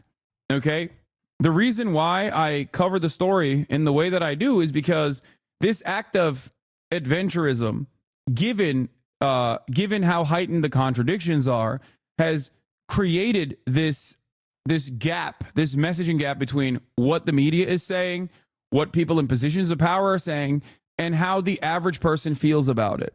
Okay? So it can be a spark that develops, at least to a certain degree, some semblance of class consciousness in the minds of a lot of Americans. Okay? And even if it doesn't, they still have been able to recognize who the real victims are in this situation, who the real pain dealers are in this situation. It's not you get paid blood money. I guarantee these dorks are the same dorks that want to invade Mexico to stop cartels. You got your own vultures feasting on Americans. You just legalized it. Yeah. People are saying this young guy's a trust fund baby and the CEO came from a working class family. Yes, because they're trying to desperately reshape the narrative. Okay. They're trying to desperately reshape the narrative in very meaningful ways. And I think they're still failing, because you cannot get a person you cannot logic your way out of real human suffering. Okay. You cannot get a normal person, a Deborah or a Barbara or a Hank, living in middle America that has been fucked over by a giant for-profit healthcare company to go, oh, let's be reasonable about this. Like, they just don't care. At most, this is a moment for them to feel, some semblance of, oh, you got what was coming for you. You can't finger wag and try to reason with them, okay? You can't just be like, oh, you feel good about this? Well, fuck you. You're a bad guy. When most of us don't pay for insurance because it's too expensive, it should be clear which side we're on.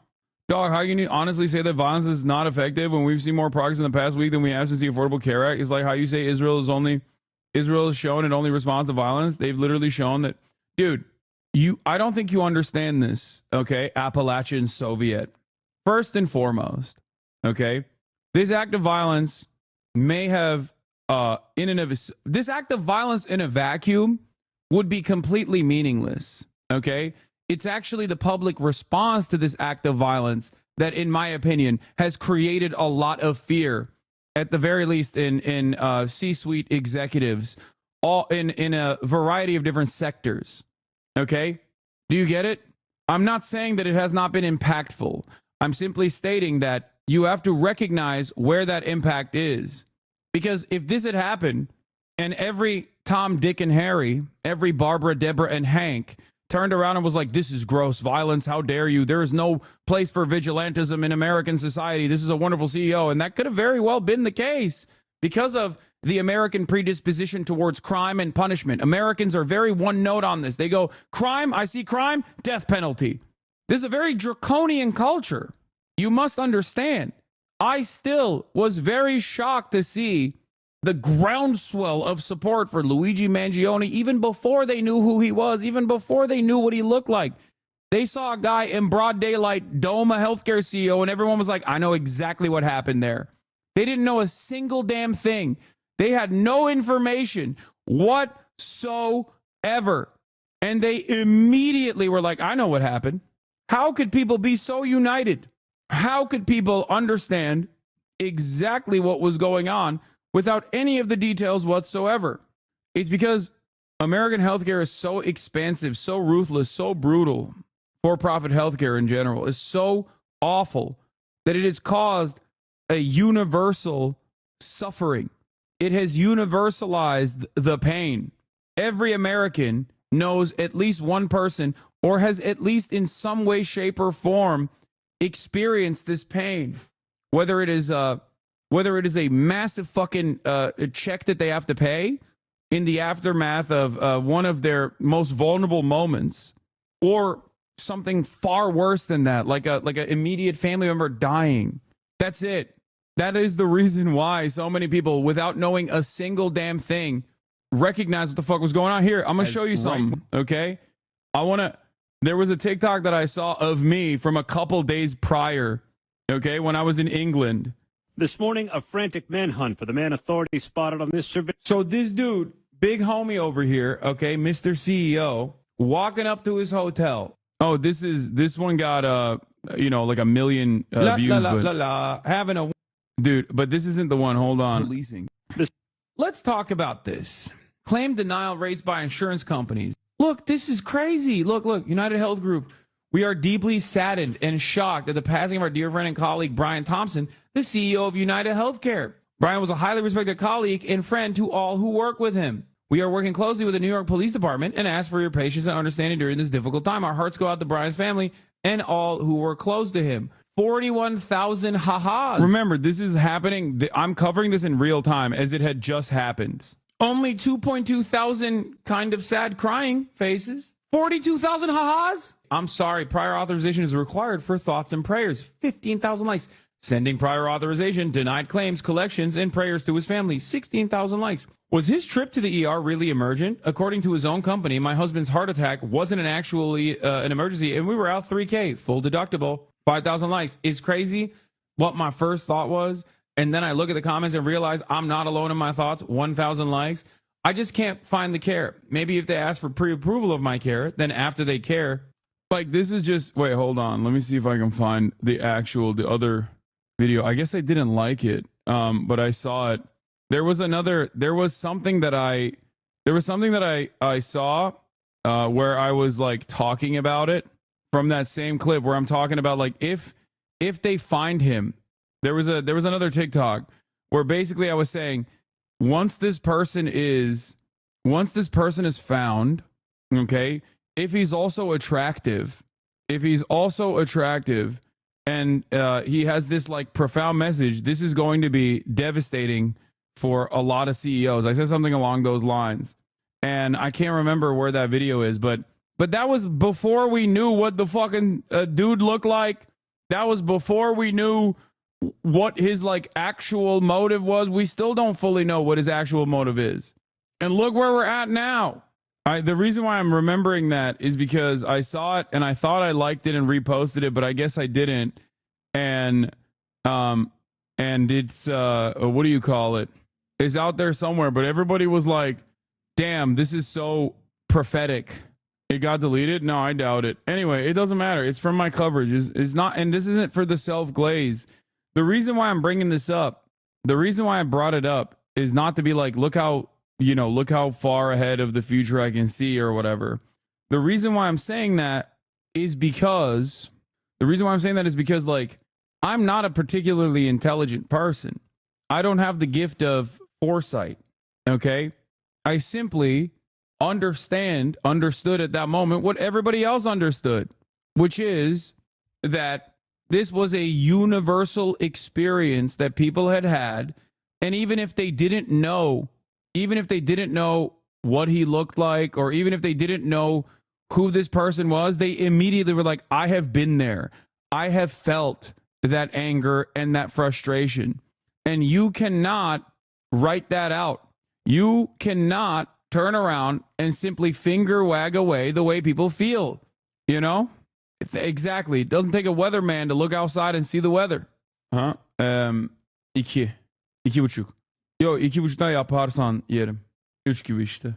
Oh, you found it here. Overnight, the shooter seen here about 20 minutes before the shooting. They're looking for a male about 5 feet. Oh, this is the one, height, yeah. Cream. Yo, by the way, like, don't get mad at me. I don't want to be like inappropriate here, but he looks kind of fucking hot, dude. I cannot be the only person who immediately went, wow, Clearly, this guy has interesting style and also is kind of attractive, which is part of the reason why I thought if they catch him and he gets his message out and he's fucking hot, it's going to be a far more consequential problem. They should let him go. Honestly, I'm not even joking when I say this. They should let him go, because if they catch him and they arrest him and then he gets to talk and says, this is why I did it, it's going to be a Shinzo Abe situation. Fuck it. It already has become a Shinzo Abe situation. And that's actually the truly interesting part about this story. Now, yep, pre-watch. That is from December 5th. Okay? December 5th, 2024. This is before they saw all the other photos. This is before his face reveal happened. That was as it was happening. Yeah, no, this is before the face reveal. For those of you who don't understand the Shinzo Abe comparison, okay, Shinzo Abe was assassinated. And once Japanese society understood what the motivations of the assassin were, they were like, oh, we agree with him. It was a real propaganda of the deed moment. This is even worse than that Shinzo Abe situation, specifically because it's even worse than the Shinzo Abe situation, because maybe a lot of Japanese people didn't realize that there was this Korean cult that had placed its tentacles in Japanese society. But they found out afterwards. And when they did, they were like, I don't like this. But virtually every single American has been fucked over by healthcare. Okay? In this circumstance, you didn't even need to know his motivations to recognize what it is. Because people have a direct experience with this. They have a direct experience being wronged. And it's more consequential than being wronged, like that Ben Shapiro commentator said, being wronged by your barista fucking up your order. When you're wronged by your for-profit healthcare company, you're wronged in a really meaningful way. In the best possible outcome, you're still tasked with paying a massive medical bill. In the worst possible outcome, you have an immediate family member who dies. Okay? So all of these guys that turn around and try to tell people like you shouldn't feel some type of way about this, you're not going to be able to write articles that convince enough people, I think. The way people see it, maybe not directly, but indirectly. Yeah, here's what happened, by the way. Japan's government asked the court to revoke the legal status of the Unification Church. So, like, they literally fulfilled the desires of the assassin in Japan. Anyway, so I want to cover the guest essay from New York Times editorial board. United Health Group CEO, the healthcare system is flawed. Let's fix it. It's by Andrew Whitty, who is the chief executive officer of the United Health Group, the parent company of United Healthcare. This is the CEO on top of the CEO, the big dog, just so you understand.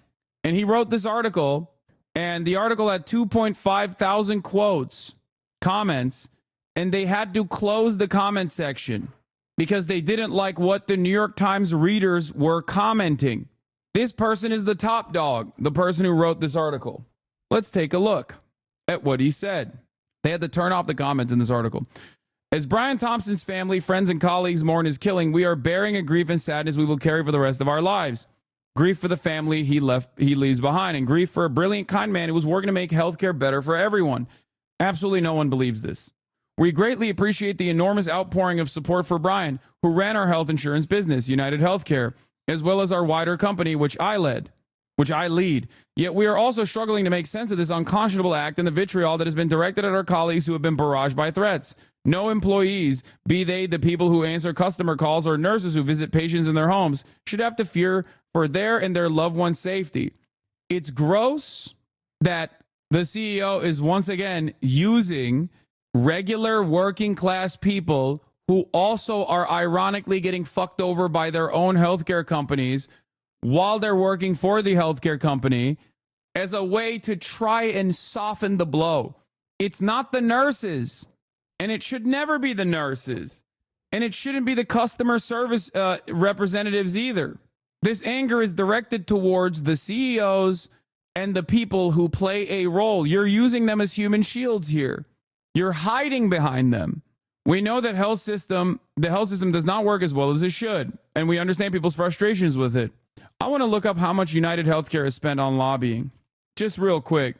Lobbying expenditure. I wonder if this is like something easy to find. United Healthcare has spent $5.8 million on total lobbying expenditures in 2024. Well. So we do know why the health system does not work as well as it should. And we understand people's frustrations with it. That rings a little hollow when you think about this. This is the direct money that United Healthcare alone has spent on lobbying alone. These are direct funds. This does not factor in the conferences, the wheeling and dealing. Okay? This does not factor in other healthcare, for-profit healthcare groups that also play a significant role. This does not factor in industry-specific lobbying groups. This is just United Healthcare just for 2024, this past election cycle. Please understand, the number across the board, industry-wide, is significantly higher. Okay? Let's take a look at healthcare lobbying in general. When you look at the sector profile for health, it goes up to $562,332,190. 48% of the number of lobbyists are former government employees as well. Once again, this still does not factor in. This $500 million does not factor in all of the issues. Okay? This does not factor in how much money they're spending on top of this. This doesn't factor in the ad spend. This, which plays a pretty significant role in why media figures are so defensive of healthcare profits.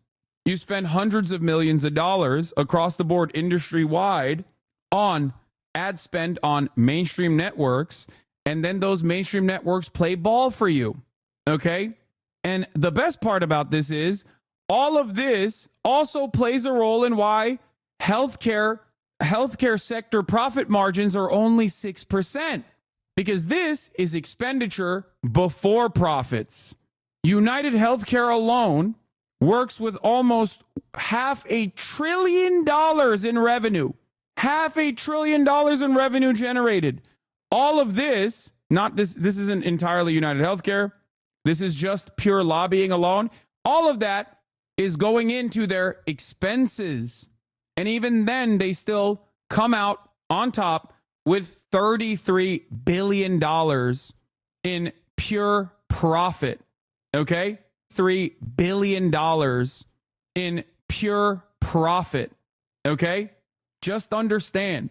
So when a healthcare CEO that sits on top of United Care Group turns around and says, we know the health system does not work as well as it should, and we understand people's frustrations with it, it's like, no, dog, you spend a shitload to directly lobby Congress to make sure it's busted.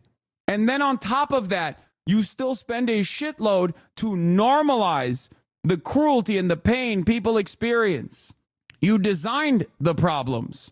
So make no mistake, it's fucking bullshit when they say, oh, dude, this is ridiculous. In 2023, the ad spending on United Healthcare SVCs in the United States was the highest on television media, reaching a value of $174.91 million US. No one would design a system like the one we have, and no one did. It's a patchwork built over decades. Our mission is to help make it work better. No, it's not. We are willing to partner with anyone, as we always have, healthcare providers, employers, patients, pharmaceutical companies, governments, and others, to find ways to deliver high-quality care and lower costs. Clearly, we are not there yet. We understand and share the desire to build a healthcare system that works better for everyone. That is the purpose of our organization. Healthcare is both intensely personal and very complicated, and the reasons behind coverage decisions are not well understood. We share some of the responsibility for that. Yeah, dude. It's the lack of transparency. Yeah, no. You don't understand. There are good reasons for why we deny coverage. You're using too much healthcare, which, by the way, we're not even providing. Nurses, doctors, hospitals are providing the care.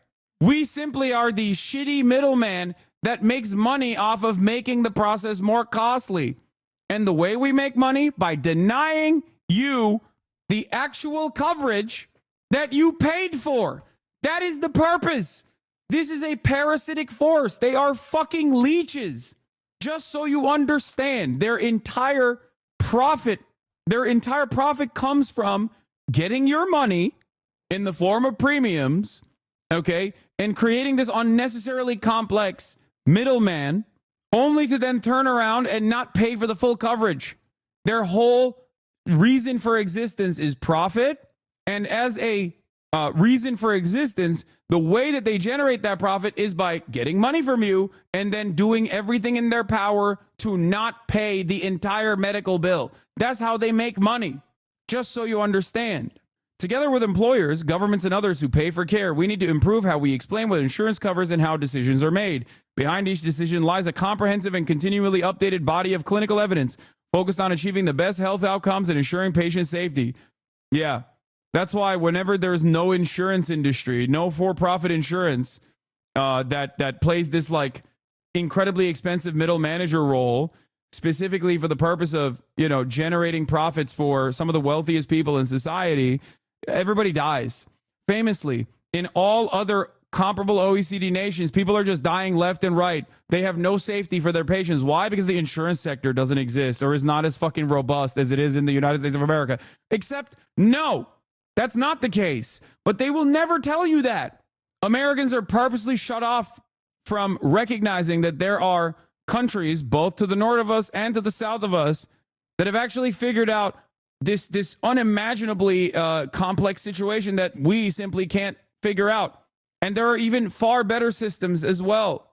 There are examples of wealthier countries, or at least like not as wealthy as America, because we are the wealthiest nation on earth, but there are examples of countries that have far less than us, and yet they have been able to figure out a nationalized structure. How does that work? How does that exist? It's because in all of those other countries, no matter how tyrannical they might be, in other circumstances, like fucking Turkey even, there is still a responsibility for governance. There is an interest in welfare, the welfare of the citizenry. That's it. It's not fucking magic. It's because somewhere along the line, somewhere throughout this history, leaders were like, yeah, we still need to, we need to make sure that we have a healthy society. In America, this does not exist because what matters most is not the overall welfare of the citizenry. What matters most is profit. What matters most is corporations and their welfare. We put profit over people every step of the way. While the health system is not perfect, every corner is filled with people who try to do their best for who they serve. Brian was one of those people. He was raised in the same Iowa farmhouse as his mom. His dad spent more than 40 years unloading trucks at grain elevators. BT, as we knew him, worked farm jobs as a kid and fished at a gravel pit with his brother. He never forgot where he came from because it was the needs of people who live in places like Jewell, Iowa, that he considered first in finding ways to improve care. I'm going to be really real with you. If I were to go to Jewell, Iowa, a town of like, 1,200 people, I could probably find like 300 people that got fucked over dramatically by their for-profit healthcare. Maybe not by United Healthcare specifically, but that's so funny to be like, this is where he comes from, this tiny town, okay? I'm willing to bet if you went to that fucking tiny town and you found randomly, okay, the population is 1,183. If you went to that random town and asked like 100 people, you would find 90 people that got fucked over, or at least knows a person in their immediate family that got fucked over by for-profit insurance, okay? It does not matter. When a colleague proposed a new idea to Brian, he would always ask, would you want this for your own family? If not, end of discussion. Brian was never content with the status quo. That's why he pushed us to build dedicated teams to help the sickest people navigate the health system. It's why he fought for preventative health and quality health outcomes rather than simply adding ever more tests and procedures. He believed decisions about healthcare should start with the individual and champion plans in which consumers could see costs and coverage options up front so they could decide what's best for themselves and their families. The ideas he advocated were aimed at making healthcare more affordable, more transparent, more intuitive, more compassionate, and more human. That's Brian's legacy, one that we will carry forward by continuing our work to make the health system work better for everyone. The amount of fucking profits that Brian brought in must have been great enough for this guy to fucking put his name on this article. Holy shit. Here are some of the comments from 4 hours ago. There's a watchword for the way people justify bad acts nowadays. Elide. Mr. Whitty elides many key facts in this somewhat sanctimonious essay about his colleague's death. The fact that no insurance executive has a primary obligation to any patient. The fact that no for-profit insurance company is incentivized by their policyholders' successful therapy. The fact that his company is notorious among healthcare providers for employing any and all means to obfuscate, distract, confuse, delay, and otherwise obstruct paying our benefits. Mr. Thompson's death was indeed tragic, but Mr. Whitty has offered no substantive plans to address the widespread outrage at the way his company conducts business. Mr. Whitty, the money talks, which is why you will not walk nor run to change a system that lines your pockets at the expense of your paying customers. As an outpatient MD, I can tell you that I know why United was the most profitable of all healthcare companies, because it denied the most. United made me get authorization for cheap medications like ACE inhibitors and tests like ultrasounds. No other major insurer did that. United had some plans that were good, that would cover tests that were not necessary, and their crappier plans would not cover more important tests. This is a self-serving essay that does nothing to address the real issues of healthcare. This is not YouTube commenters. Make no mistake. YouTube commenters are very right-wing in general. We know this. We see it. We see it every day. We look at fucking comments on YouTube on any number of different content creators. And they're almost always the dumbest shit you've ever seen. And yet, people seemingly are united on this. Perhaps it is not because they are card-carrying members of the International League of Communists, but because they are regular-ass people that know what it looks like when a fucking family member dies, that know how it feels when their insurance claims are denied, even though they paid for it. That's it. These are the people that pay for the New York Times. These are the people that are most susceptible to this kind of propaganda. And yet, it is not working on them. These are people who, on average, have higher income than the steel mill worker that's living in the middle of America. And yet, even they are cognizant of where the pain actually resides. If your fucking target audience is not believing this bullshit, you can't finger wag your way out of this. These are the people that are most susceptible to the finger wagging. And even they're like, nah, dog, this is bullshit. These are the people who care about civility. Make no mistake. These are the people who care most about civility. If you were to look at a profile of a New York Times reader who takes the time out to comment on a New York Times op-ed, you have to understand these are the finger waggers themselves in many instances. The professional managerial class, the people that are in, the people that have been recipients of some semblance of upward social mobility that is seen as impossible for many Americans. And even they are like, nope, not believing this fucking bullshit you're putting out there. This is a self-serving essay that does nothing to address the real issues of healthcare in this nation and seeks to justify the financial waste incurred by health insurance companies while their goals are bottom line profits of the shareholders. Like, you can tell these people love capitalism. You can tell these people have benefited from capitalism. You could tell that these people want to defend capitalism. Even in the way that they criticize it, they say, we are not even against for-profit insurance. Not every single person here that is chiming in is saying for-profit healthcare must not exist.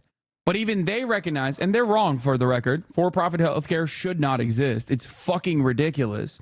But even they recognize that, like, it has gotten out of hand. Okay? My sister died because of insurance. She battled cancer for a year and they wouldn't cover this scan. A year later, they scanned her in the ER for 4 brain tumors and it was far too late. So many people have a story like Leonora. So many people. I'm sorry for your loss. You can't finger wag your way out of that. Okay? You just can't. It's fucking crazy. Anecdotal, but my dad is the most MSNBC Nikki Haley lib, and even he kind of shrugged at the assassination and talked about how evil United Health was as a company. I spent decades dealing with insurance providers trying to get authorization for patients' procedures, payment for services rendered, and explaining why their denials were bogus. The answer to our healthcare ills does not lie in the continued propping up of a system that does not provide quality and is inefficient. We spent too much for too little, and companies like United are part of the problem, not the solution. I've recently read the book, The 10-Year War by Andrew Cohn. Everyone who wants a first-hand look at healthcare reform in this country needs to read this and realize how slow and tedious reform in this field is and why we are so slow to act. We live in the wealthiest nation on earth. We pay for healthcare more than anyone else, okay? More than anyone else on the planet.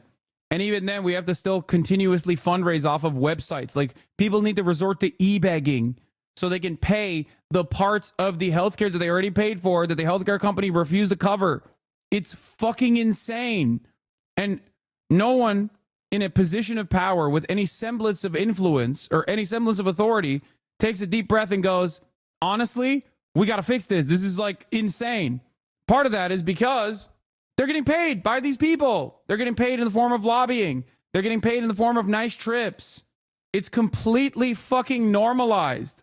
This cruelty is completely normalized. How did Brian justify taking $10 million a year for himself when a small portion of that money could have saved so many? I've met too many people smarter than me who earn less and dumber than me who earn more to believe that pay is purely related to merit. It's wrong the government killed the CEO. It's also wrong that the CEO hoarded personal wealth while he let others die. Let's start by cutting your salary. Being rewarded for bad behavior is sick.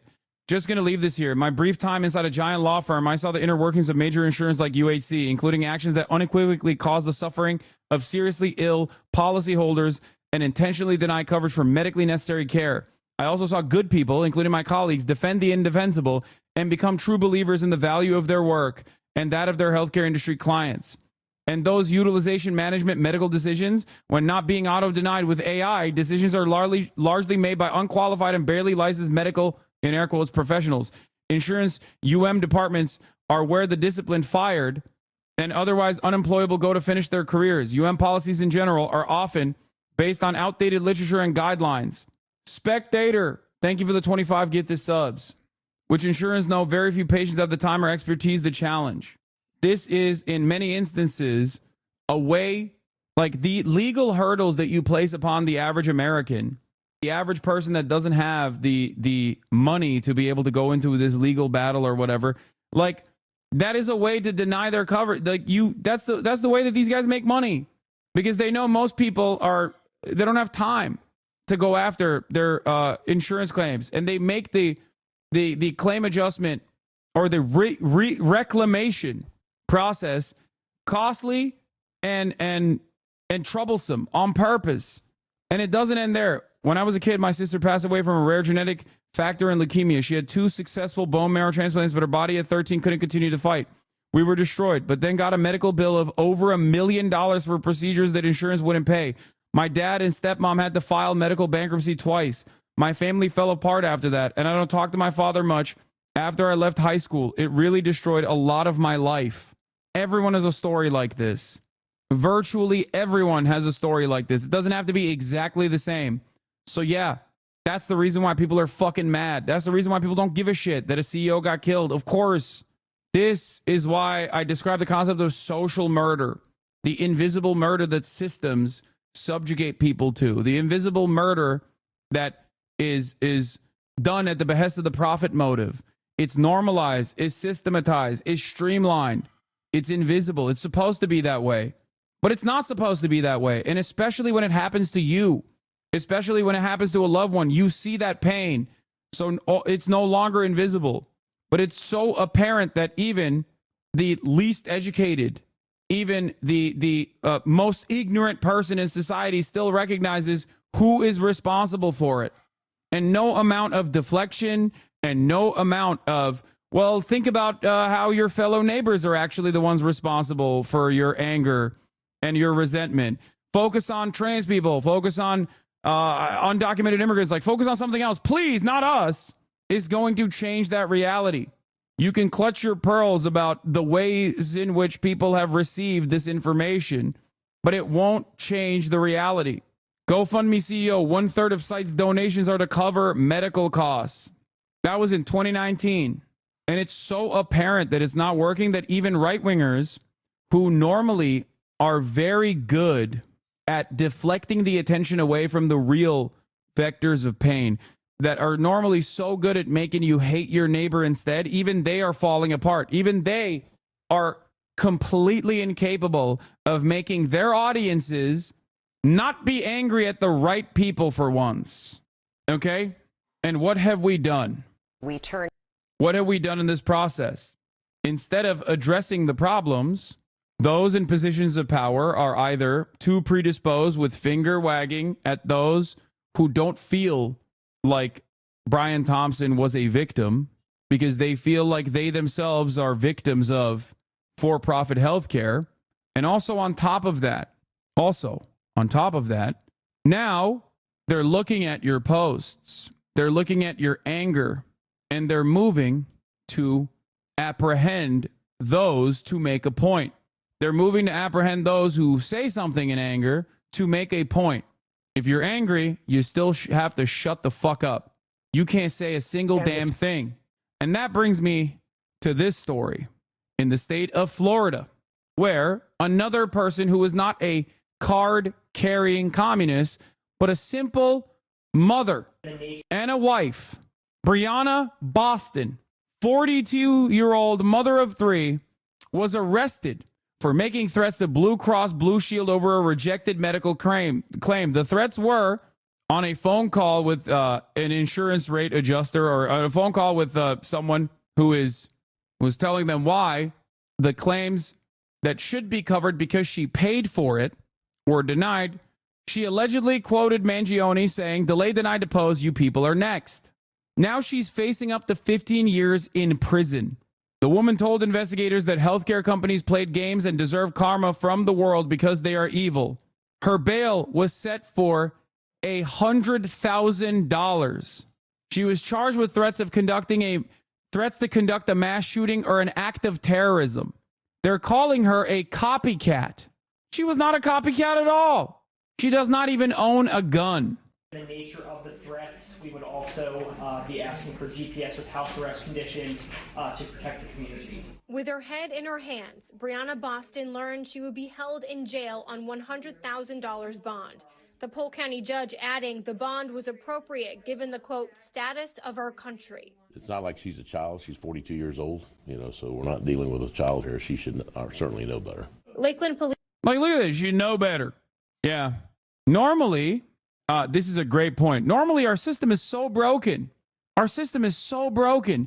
And yet, it works in unison, and it works perfectly when it comes down to protecting capital owners and their interests, protecting the interests of the wealthy and corporations. We've moved on from corporations are people to corporations are the only people. You yourself are not a person. Only corporations are persons. That's where we're at in American society. One of the most insane things I have seen in the American news cycle is this level of punishment for someone expressing their anger. I tweeted, I said, in America, if you get mad at a corporation for not giving you what you paid for, they put you in prison. Because remember, she paid for this. She paid for her insurance. And then the insurance was like, yeah, we're not going to pay for your claims. Sorry. Now, what's really interesting about this is that I am a recipient of death threats. Okay? Credible death threats. Thousands of them on a monthly basis. From the random comments online all the way to direct death threats. Okay? And I'll reveal something that I haven't before. I've even had the FBI call me up and say, hey, you have credible death threats. To which I responded with, what do we do then? To which they responded with, it's all good. I don't know. We just wanted to let you know. Okay? And it's like, at that point, it's like, should I even, I'm better off not knowing then. What the fuck? Thanks for letting me know, I guess. Now, what's interesting about this isn't that I, as a content creator, have received a shitload of very credible death threats. Luckily, none of them have materialized. I am not that unique in this process. Okay? I'm not that unique at all. Virtually every other content creator has experienced this, but I'll take it one step further. There are a lot of normal people who aren't under a microscope that get stalked viciously. They receive death threats too.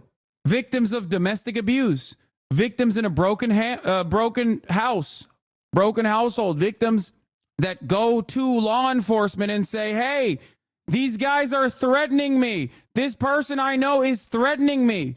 So many women. This person I know is stalking me. And in every single circumstance, cops just go, nothing we can do about it. But lo and behold, you have a situation where a corporation feels threatened, and all of a sudden, we have to dish out punishments instantly to a mother of three who does not own a gun. How does this not make your blood boil? You think she is a card-carrying commie? You think she's an anarchist? If she was in a circumstance where she was being stalked as a normal-ass 42-year-old lady in the state of Florida, okay, and she went to the cops and was like, I'm being stalked by this person, they would tell you, file a protective order, and that's it. I just want to let you know, it's not like this, special bubble that protects you. It just means that the court files it. So therefore, if something happens, we know who was most likely responsible for it. Cops have told me in the past to buy a gun, literally. So just understand that. And now, this person, her life is ruined. It is crazy how apparent the contradictions are. It is crazy how obvious it is that the sole responsibility of the police is not to protect and serve the interests of the citizenry, but it is to protect and serve the interests of for-profit corporations. There is no clearer indication of that reality than this right here, this story. Police Chief Sam Taylor says his department was contacted by the FBI Tuesday.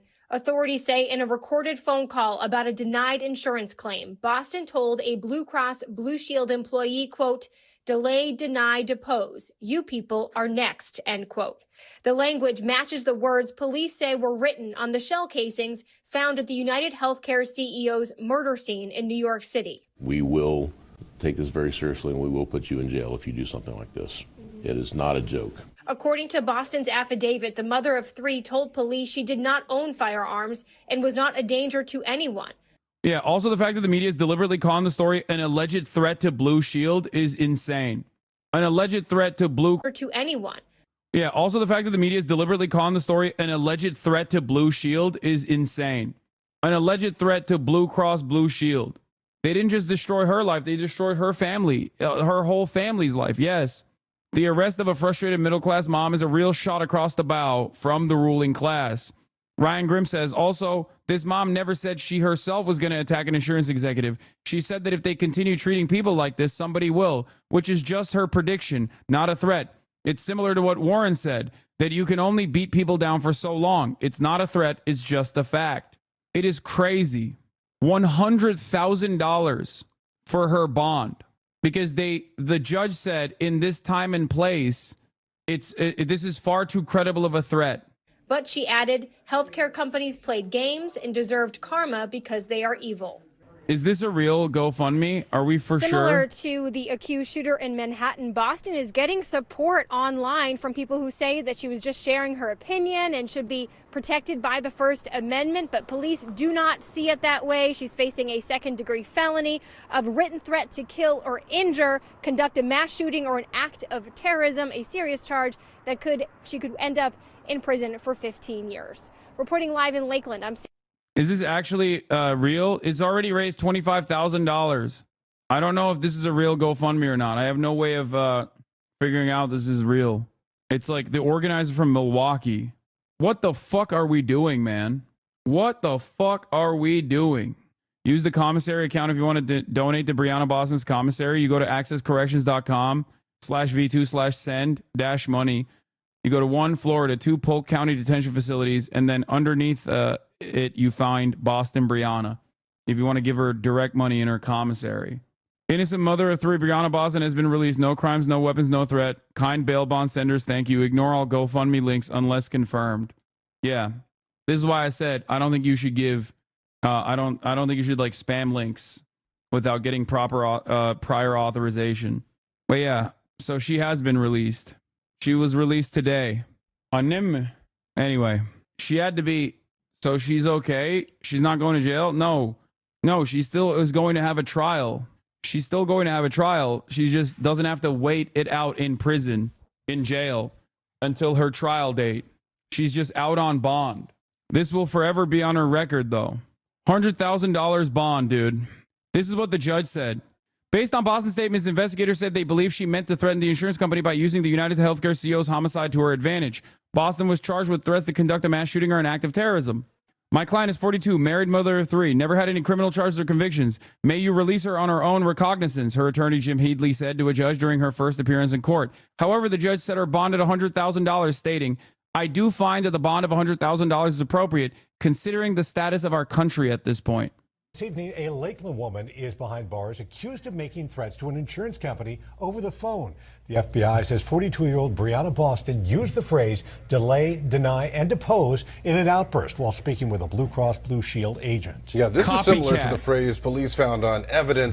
Luigi Mangione, copycat, arrested over insurance threat. Dude, the media machine is firing on all cylinders. To those who may not be tuned in to my broadcasts with regular frequency, to those who normally see me as a threat, to those who don't normally agree with me, okay? Listen to my words.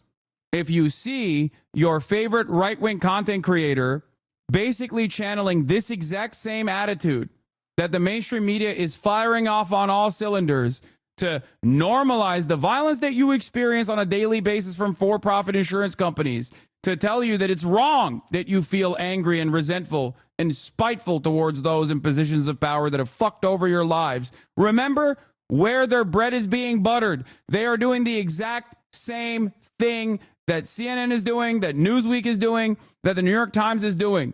This is my message to all the Ben Shapiro fans. If you find it strange that Ben Shapiro has sided with the insurance CEOs and is actively trying to tell you, like, oh, you shouldn't be angry and resentful, they do not care about you. They care about defending the system, and that system is fucking you over. Okay? Yeah, Michaela Oakland says, I've gotten so many rape and death threats on this website and even went to the police about particularly serious ones years ago, and they said there was nothing they could do about threats. Are threats only illegal if they're directed at corporations? Yeah. Yeah. Only when it's a threat directed at a corporation is it actionable. Jessica Burbank, the Boston police literally read the threats I got where they specifically said in an email they will find me in person. They collected evidence after my apartment was broken into and said, we have no way of knowing it was the same guy. But I'm not a CEO, so they don't give a fuck. Yep. Huh. At the scene of the insurance CEO's murder in Tampa Bay, Zaduri Achumba live with us in studio this evening. Tell us what we've learned so far. So those words found last week on the bullet casing in Brian Thompson's murder, and they're considered very serious. Now, tonight, Brianna Boston is learning a hard lesson after investigators say she used those very exact words during a phone call. Now, according to an affidavit from Lake... Yeah, she learned a lesson, all right. It is that the police will only protect corporations. They have no care or consideration for average people who have been fucked over, even if they themselves have, at a certain point, been victim to the same structures that have harmed them as well, or their immediate family members. Because it's not like cops are not getting fucked over by insurance. Of course they are. Every single person is. Even rich people are. And yeah, delayed, denied, deposed is a criminal threat if a civilian says it to a corporation, but if a corporation uses it as an actual policy that kills people, then it's fine. Yep. The lesson is things that you think exist in American society, like freedom of speech, for example, they are completely and utterly inconsequential if you actually are doing it at a time when people feel unsafe, when CEOs feel unsafe. These are the magical, mystical people that only they get to be secured and protected. Lakeland police. Boston made the threats on December 10 after being denied medical insurance claims. Now, the document quotes Boston as saying, delay, deny, depose. You people are next, to an agent on the phone just before the call ended. Now, Blue Cross and Blue Shield was alerted, or rather alerted the FBI. They in turn contacted Lakeland police, and Boston was subsequently arrested. She now faces charges of written threats to conduct a mass shooting or an act of terrorism. Now, in court today, the state requested elevated bond and very strict pretrial release conditions. Boston's attorney said the words from the mom of three with no prior convictions should not be taken seriously as she doesn't own or have access to firearms, but the judge was not lenient. There is probable cause for the charge. The charge is written threat to kill or injure, conduct a mass shooting or an act of terrorism. That's a second-degree felony, punished by 15 years in Florida State Prison. I do find that the bond of $100,000 is appropriate considering the status of our country at this point. This is crazy because this literally is like North Korea shit, or at least like how Americans imagine North Korea is like. But when it's happening to us, we still have this like weird sense of American exceptionalism that kicks in where you're like, nah, this is it. What the fuck do you think is going on? While Boston may not have access to weapons, there are concerns about online rhetoric and copycats targeting other healthcare CEOs and business leaders. Now, here's what NYPD's Deputy Commissioner of Intelligence and Counterterrorism said about the issue, and it's a sentiment shared by law enforcement leaders. There are also posters that we've seen. Yeah, no, they are doing this to make an example out of her so that you hear that and you shut the fuck up next time you're angry. Okay? That's it. That's literally the only reason that she got clapped here, okay? That's it. They're using her to make an example out of her. Die quietly. That's what they want you to do. Online and in New York with various CEOs' pictures on them. These are perceived threats, and it is important for everybody to know that we will take these threats very seriously. Under Florida law, penalties for making such threats can land you in prison for 15 years if convicted. For now, the judge says if Boston meets her bond, she'll remain on restricted house arrest with an ankle monitor. She also must have no contact with any Blue Cross Blue Shield staff, whether in person or electronically. In studio, Aduria Chumba, 10 Tampa Bay. Great. That's great. Thank you. Like, you literally cannot say, this is the reason why people are fucking angry at you. This is the reason why what happened with Luigi Mangione happened. What happened to Brian Thompson happened. You can't say that. That's a threat. We'll punish you. That's punishable by law. Meanwhile, what is the governor of New York doing? Kathy Hochul is holding a therapy session with 175 corporate reps, CEOs, to calm the nerves of the New York City business elite in the wake of Brian Thompson's killing, promising state assistance to corporate security to combat domestic terrorism. Demonization of corporate executives is not new, said Kathy Wild, CEO and president of Partnership for New York, who's leading the outreach for the meeting. State Director of Operations Catherine Garcia is managing the effort, and Kathy Wild, the CEO and president of the Partnerships for New York City, has been the business world's point person. In an interview Thursday with MSNBC's Morning Joe, Hochul said the meeting will be proactive. State officials plan to show how they can provide law enforcement intelligence in case a specific sector is being targeted. We protect everybody on the streets of New York, not just CEOs, Hochul said. Everybody deserves the protection of our law enforcement. Are they holding a fucking holding council like this for every single person who's been denied their insurance claims? I guess you can't really do that because then you would have to do it for like at least 5 million people. You know? What a crock of shit. I mean, it's yet another perfect representation. They only care about CEOs, man. They don't care about you. As a wake-up call. I hope many more people have seen this past week as a wake-up call for who our systems are designed to protect. And angry. Don't tweet that, holy shit. Wait, what? I didn't say anything. Has HasanAbi gone woke? Yeah. Remember, I told you, like, it's going to be, the only thing that comes out of it is just, like, extra unnecessary prosecution for people who have, seemingly threatened corporate CEOs or whatever. No real changes. Additional prosecution for, mothers of 3 or whatever. Don't tweet that, they'll arrest you. Okay, good luck. Video about police priorities. For any woman that has attempted to report threats from a man and was told there was nothing that the police could do about it, I want you to fiercely remember Breonna Boston and know not only is there something they can do about it, they will do it, just not for you. United Healthcare CEO murder suspect was not an insured member company, says Joseph Kinney. Chief of Detectives for the New York Police Department said he had no indication that Luigi Mangione was ever a client of United Healthcare. No, I know. They covered that already. ABC News also reporting that, quote, law enforcement officials are worried that Mangione is being turned into a martyr as a wave of internet supporters donate to defense funds for the 26-year-old suspected killer, including one online defense fund that has raised more than $50,000. News Nation cameras even capturing this expression of support from inmates at the Pennsylvania prison where Mangione is being held. Free Luigi. It's Friday, which means it's time for Michael Smerconish, CNN political commentator, host of CNN Smerconish. Michael, welcome. Always wonderful to see you. Happy Friday. Let's start with what we saw there. The News Nation cameras outside that prison, people yelling, free Luigi. That makes a real statement. So on Wednesday, I was in New York City to do my radio program at SiriusXM.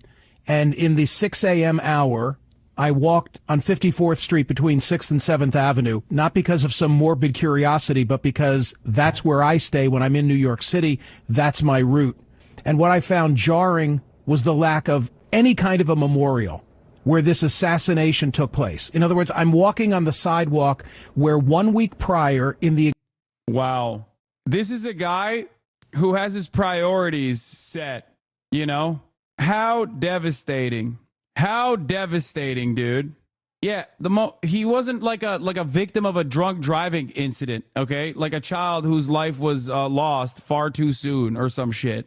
Like, what is this argument? First of all, if anybody ever put up a memorial there, honestly, they literally would have destroyed it. They would have defaced it almost instantly. Exact same hour, the 6 a.m. hour. I guess maybe he didn't see the balloon that said CEO down, because that was a bit of a memorial. This healthcare CEO, father of two, was gunned down in cold blood, and there's no remembrance. Why is nobody asking why normally Americans are supposed to be super anti this sort of thing, but it seems like they're not reacting in the way that we want them to? I feel like that is the real story. I feel like that is what deserves investigation. Those who are, you know, supposed to identify and figure out why people feel this way are just not doing their jobs at all. Yeah, there was a memorial, dude. Remember, you will never convince me that this fucking Daily Wire TikTok or Daily Mail TikTok is not hilarious. With the zoom in, with the pause and zoom in, it's like, dude, they're flexing on them with the sad music. Like, how are you so incurious? How can you be so incurious as to why people feel the way that they do? There's no recollection. There's like nothing. People are just going about their business and leading their lives. And I thought, this is so telling of the reversal of sympathies that I find appalling. And by the way, we can do two things at once. We can mourn the decedent, the man who paid with his life unnecessarily, and we can recognize the errors in our healthcare system and try and work to bring about change. I've never seen, Casey, in the 3 decades that I've been behind this microphone taking telephone calls from across the country, I've never seen the visceral reaction as I have in this case. My callers appropriately mourn the loss of life and at the same time say, but you know, I've got a relative who can't get coverage, or I've had this issue of my own. We can do both things. I would like to think that change comes from it, but for goodness sakes, can we please be appropriate in how we recall what happened a week ago Wednesday? Because it was god-awful. Yeah, of course. It was absolutely god-awful. One kind of question I've sort of wrestled with a little bit is whether this may, because it's exposed all this anger, ultimately lead to some change, some political change, because obviously that would suggest that violence in this case affects political change, which is not a place we want to go in American politics. But that said, clearly there are millions of Americans, and honestly, I can't find anybody. I'm pretty sure everybody's sitting at this table. I have my own story about dealing with these healthcare companies, right, and how hard it is. I think that you've really put your finger on the conundrum for politicians. And that is, how do you take action but not be perceived as responding to the violence and therefore rewarding it? Oh, yeah, we can't reward Luigi Mangione by giving fucking people free health care. We can't do that. Let me tell you, okay? I don't give a fuck. Like, what kind of stupid-ass bullshit is this? This is the same Israel mentality. This is literally Israel. We can't reward Hamas by refusing to do genocide to the Palestinians, guys. We have to keep the genocide going until morale improves. Like, wow, a real gambit, a real dangerous gamble here. You're letting the terrorists win. I feel like they just live in a bubble, even worse with the finger wagging. I mean, I just don't understand. Like, does Michael Smirkonish or whatever, Smirkonish, not have like a single fucking family member that's like, dude, what are you saying? You know how fucked this shit is? Like, you don't know a single person? Like, I just don't get it. I literally don't understand. Like, I get playing a role here, okay? I get playing a fucking role. Like, your role is to normalize the violence that people experience, okay? That's just, like, your job. But goddamn, dude, how can you keep up a straight face in this regard? I'm sure you're aware of the fact that there are wanted posters being placed in Midtown Manhattan as we speak that are identifying corporate CEOs and healthcare individuals. I mean, it's horrific, and we don't want to condone and encourage that sort of behavior. So how you strike the balance and say this man's murder was horrible and we're going to deal with it legally and through the law enforcement system, and at the same time be responsive to the concerns that so many have. There's nothing more important, right? If you don't have your health, what's the old adage? You have nothing if not your health. So I get it, but we've got to be able to do both. Do you worry that they will come after you for inciting violence / terrorism the way they did with Brittany Boston? I feel like it sets a very scary precedent. Sorry for sending it a couple times. I'm curious. It's fine. It'll be okay. I'm not. Time and time again, I have said, I do not condone, I condemn, I disavow. Okay? So yeah. Time and time again, I have said I do not condone, I condemn. Please. I condemn. It's a wild time, right? To think that in a city like New York, that someone could disappear so easily.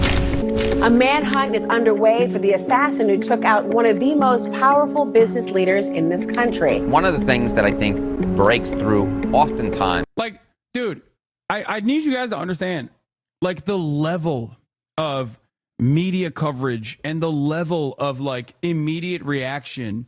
That in and of itself is a story, too.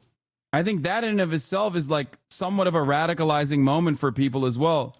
I saw so many people be like, dude, like, I didn't see this kind of immediate response from the police when, like, a family member of mine got fucking gunned down, you know?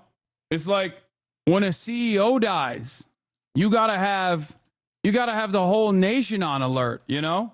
America is a nation that has been inflicted with gun violence. Thousands of people every year die to mass shootings. And we have no solutions for that and no protection for that. And yet when a fucking CEO gets clapped in broad daylight, it's like society's collapsing. We have to do something.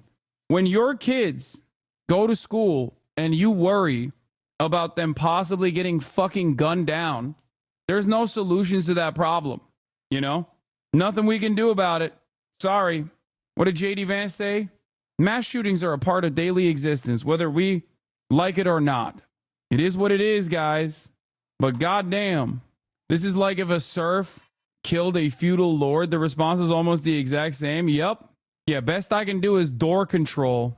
CEO gets shot. It's like, if you even dare to think in your mind, you don't even have to, I will be judging your reactions. And if you even dare to not say this is the most devastating moment in American history, that a for-profit healthcare CEO that got assassinated, who was responsible for countless deaths, countless families ripped apart. If you don't actually immediately go, sad, I'm so sad, we have fallen as a society, we will arrest you. Good stuff. They can't arrest all of you. That's the reality. There is a lot of protection in numbers. There's a lot of freedom in that. Is a manhunt. Allegedly or reportedly, a silencer may have been used. The motive for this murder currently is unknown. Many people sought vengeance on their own behalf. People are celebrating someone who's accused of gunning down a man. Really was a modern day assassination. It's December 4th. It's the busiest time in New York City. We're approaching the holiday season. Brian Thompson wakes up to speak at a conference. As he's approaching the side entrance of the Hilton, there's the gunman who steps out from the street onto the sidewalk and then shoots him in the back and the leg, and Brian falls to the ground. The gunman is very precise. He knows who he's looking for. Kind of takes a couple of hours for the news to get out there and for people to realize the magnitude. The cold-blooded assassination this morning outside the... Yeah, it took like 3 minutes for everyone to be like, oh, this shit is actually not something that I care about. Like, at the most, people were just like, honestly, on the one end of the spectrum, people were like, this is awesome. Why not? Like, at the most, people were just like, honestly, on the one end of the spectrum, people were like, this is awesome. Why not more? Okay. And of course, disavow, we condemn. How dare you think that way? On the other end of the spectrum, the maximalist position on the other end of like caring was basically, oh well, life moves on. Like, that's it. Most people looked at this and were like, oh, a fucking healthcare. Like the median response to this was, Oh, a healthcare CEO was assassinated? Oh, I know exactly how that happened. That was the average person. The Hilton Midtown Hotel. United Healthcare CEO Brian Thompson shot in cold blood this morning. That happened in one of the busiest places on earth. And that is just crazy. You can start to see the interest just grow. Who did this and why? If he was truly targeted, I think somebody probably made a lot of money, and that's really terrible. It's so scary. It's to think that the shooter is still out there. Police launch a massive... Yeah, so scary. Don't worry, my lady. Your Scottish ass is fine. I don't think he's coming after you. I like that they couldn't find like a bunch of New Yorkers to be like, oh, I'm so devastated by this.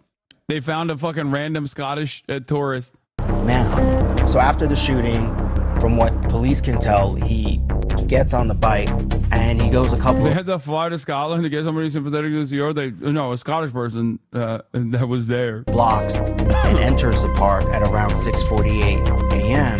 The next time police capture. They should have asked her how she feels that Americans have to pay for health care. Would have heard a very different opinion, I think. Him on surveillance video is when he's getting in a... Americans have to pay for health care? Are you out of your dang mind? Are you fucking joking? Never mind. A yellow taxi cab on 86th Street, heading towards, they believe at that point, to a bus station. As police are going through the crime scene, they find the shell casings and the bullets they believe were used in this crime. And what police say they find are the words delay, deny, and depose. Yeah. She was about to be like, you pay for health care? It's for profit out here. They should kill that guy. Whoever made it that way deserves the death penalty. Never mind.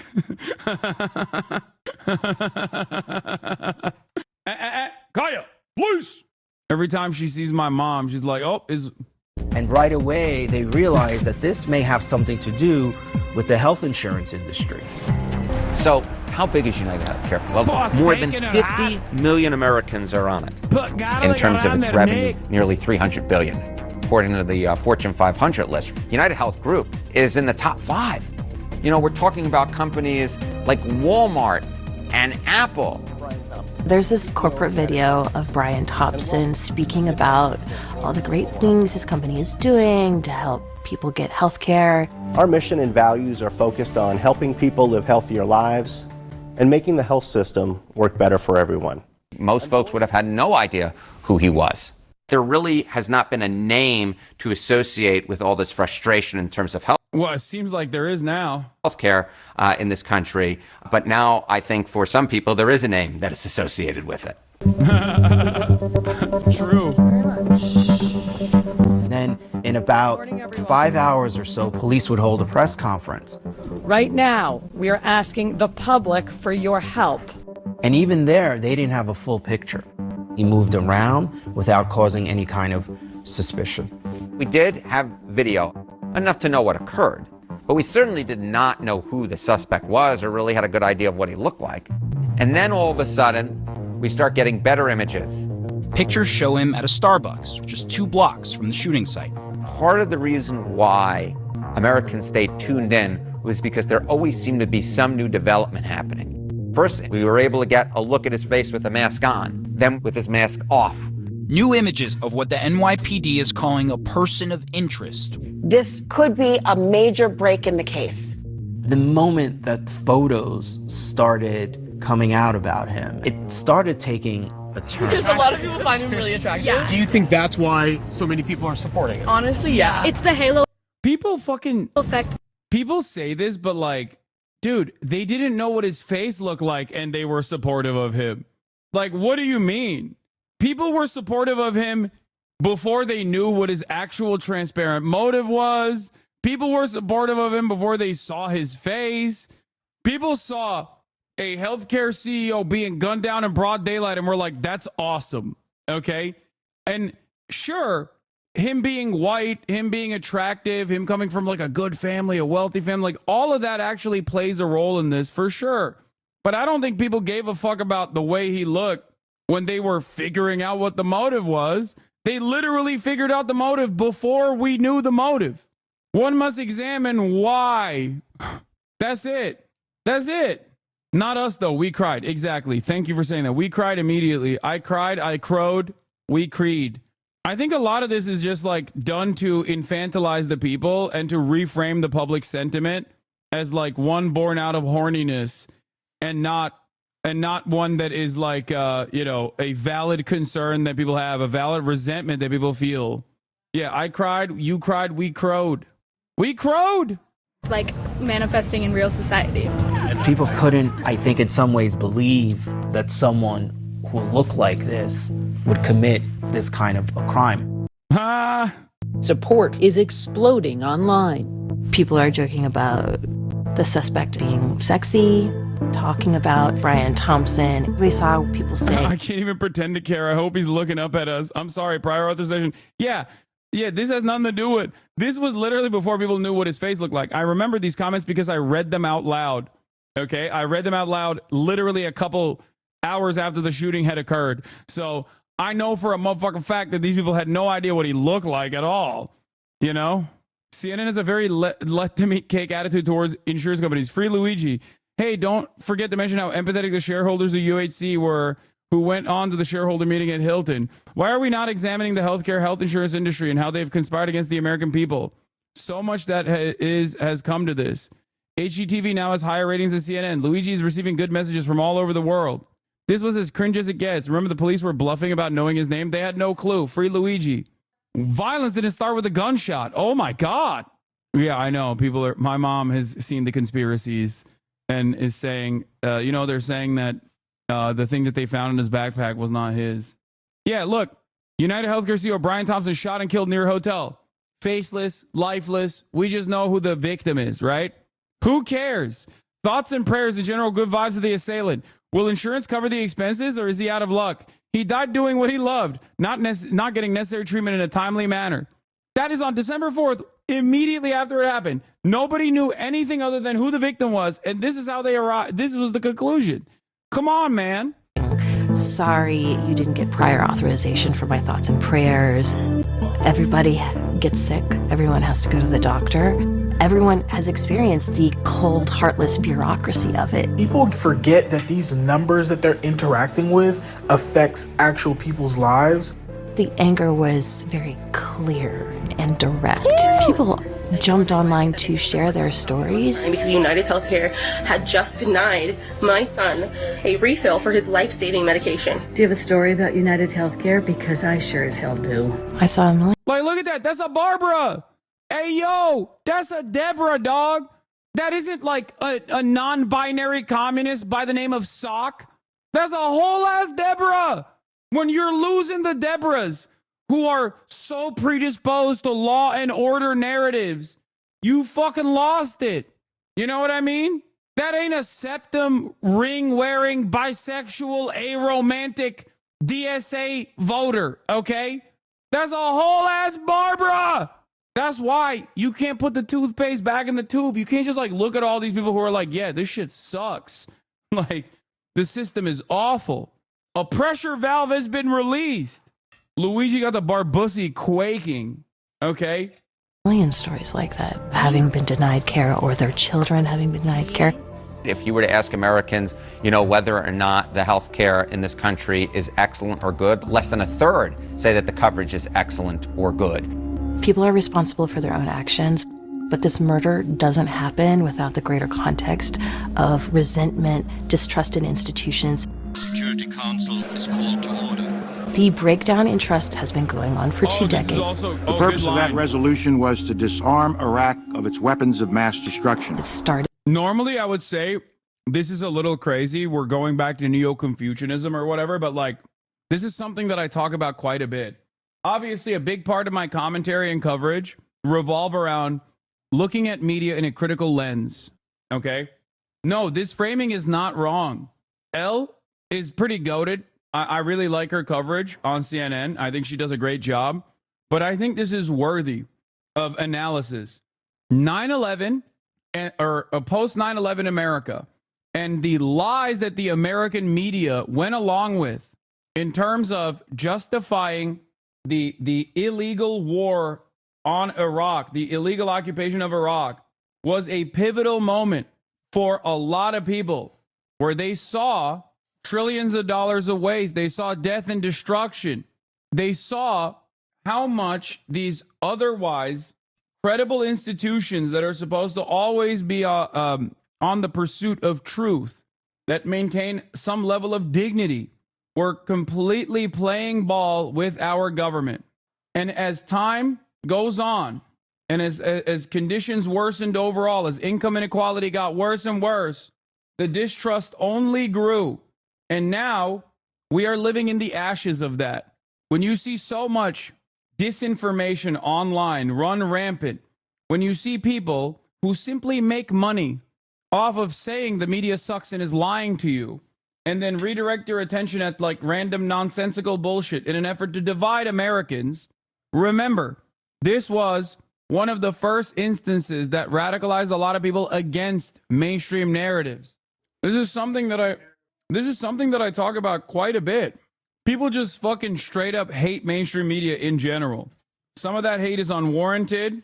It comes out in times of instability and chaos, in times of repression, whether real or imagined, like COVID, for example.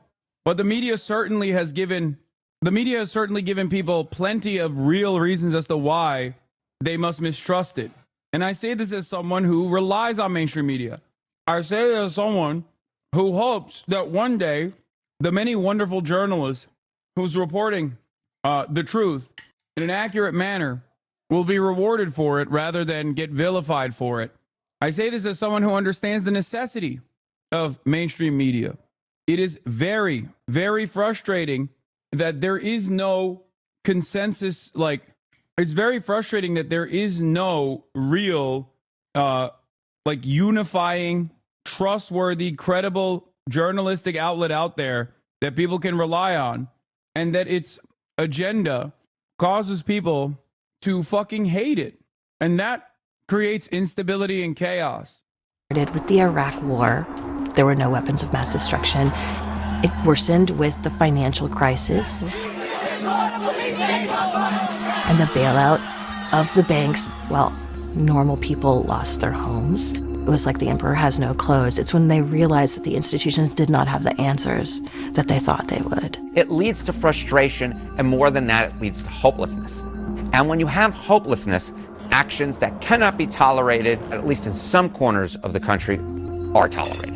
Viewpoints towards the healthcare industry are so negative in this country that folks were willing to look past the fact that a father and a husband was shot dead. The people in these higher positions, like CEOs, they need to look at the cost of living and the cost of their products, and they need to do better. A way to start, right? I'm sitting interviewing the police commissioner and the chief of detectives. You believe he's no longer here? We said we have reason to believe he's no longer in New York And that, City. I assume, is based on video of... We have video of him entering the Port Authority bus terminal. We don't have any video of him exiting, so we believe he may have gotten... No one knew where he was for a whole weekend, but police were still working. They were getting hundreds and hundreds of tips, reviewing hundreds and hundreds of hours of footage. On Monday, December 9th at 9:14 a.m., police finally get their big break. The suspect is seen sitting in McDonald's eating a hash brown, and an employee of the McDonald's calls 911. At 9:58 a.m. in Altoona, Pennsylvania, the police there take him into custody. And there they discover that he has fake IDs, a gun in his bag. This gun is really interesting because it's a ghost gun. You can't trace a ghost gun because it's done, in many cases, through 3D printing. This is a guy who literally was able to print his gun. But also in the bag, they find his passport. And that is where they learn his real name, Luigi Mangione. That night, the Manhattan DA's office files charges against him for murder in the second degree, criminal possession of a weapon, and then also a forgery charge. If they have charged the right guy, Mangione's story is quite surprising. He's not some poor guy from a broken family. He has relatives who are wealthy and a big part of the community. He went to an expensive private school for high school where he was valedictorian. Sending us to Gilman was far from a small financial investment. He went to the University of Pennsylvania, an Ivy League school. He got a master's degree in computer science. He eventually ended up in Hawaii in the surf commune. He had a lot of friends. He seemingly has everything going right for him. He had so much opportunity, from wealth to education. How did he develop these feelings to the point where he decided to wake up one morning, plan all of this out? Something changes in his life. On Reddit, his purported profile is many, many comments about his extreme back pain and the lengths he's gone to try to get treatment. There's also reports from friends that he kind of fell off the face of the earth for 6 months. There's some reports that he got really into psychedelics. I think it's very telling that his manifesto is very, very short. He says he acted alone, that the U.S. has by far the most expensive healthcare system in the world, and that he's the only one who's able to grapple with this fact with brutal honesty.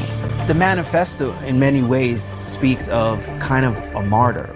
On Tuesday, December 10th, he has a court appearance to be extradited back to New York City to face that murder charge. The sheriff's office is transporting him to the court, and as they arrive, Luigi Mangione sees cameras there, and it's very apparent he has something to say.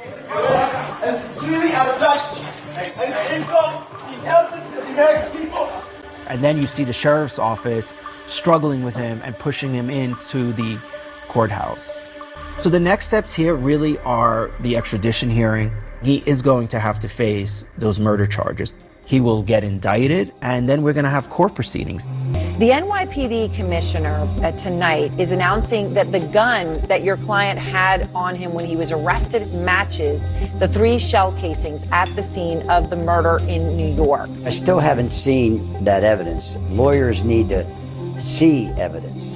I saw someone tweet about jury nullification, that this would be like OJ. I wouldn't be surprised if it all ends with a hung jury, but who knows? I think we forget how sad all of this is, but this is a hit on something with so many people who think healthcare is so crappy. They have a hard time having empathy. He left a very powerful message, and he highlighted how terrible the healthcare. Here's the problem.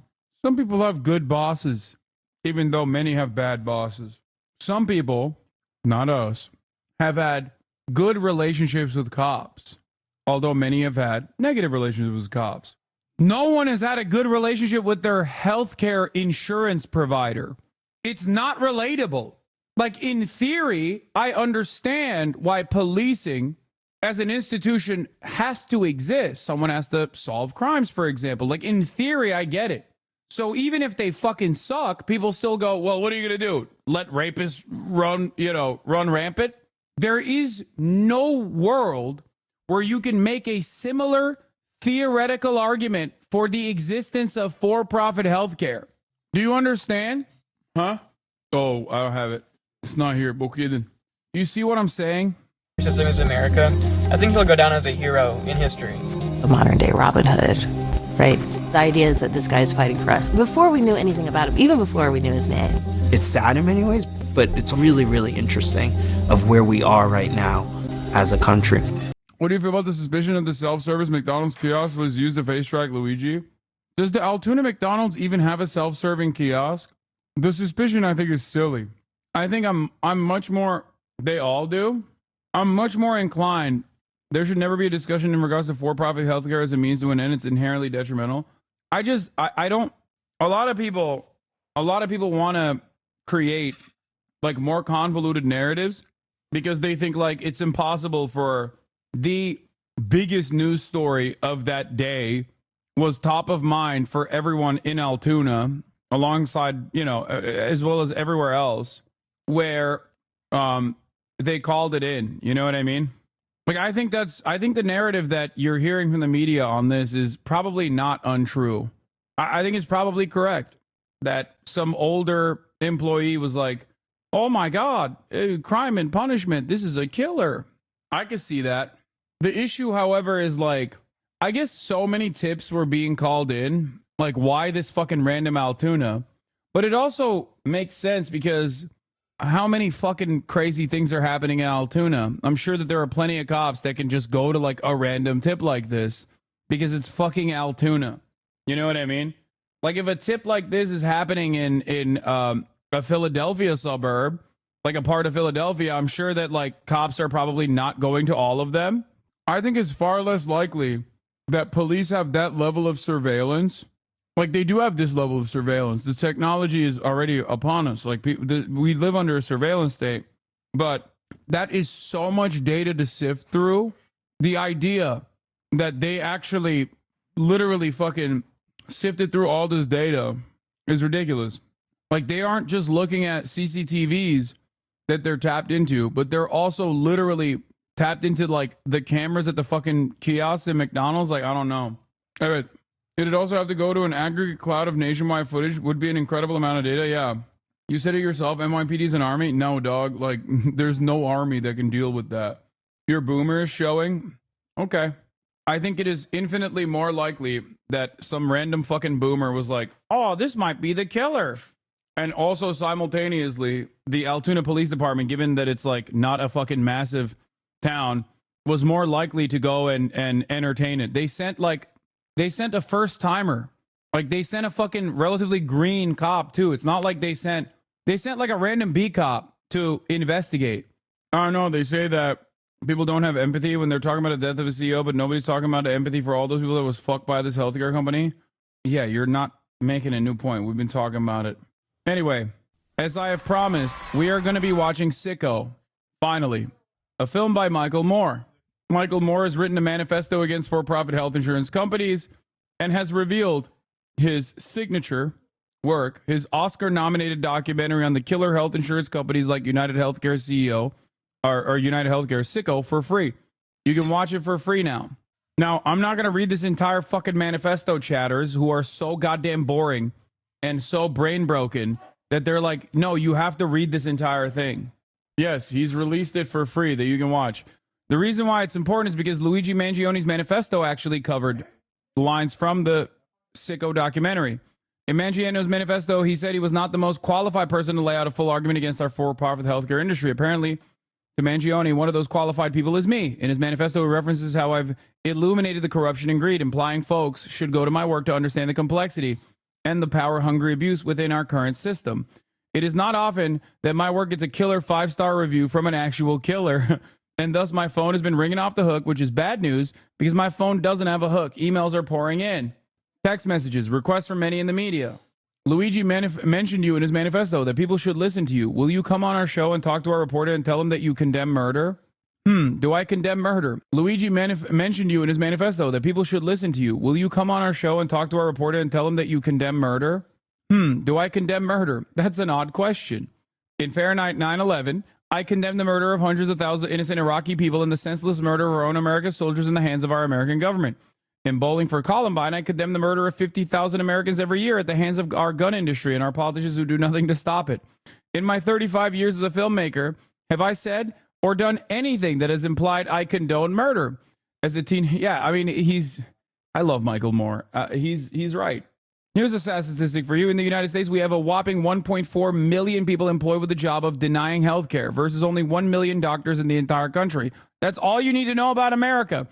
We pay more people to deny care than to give it.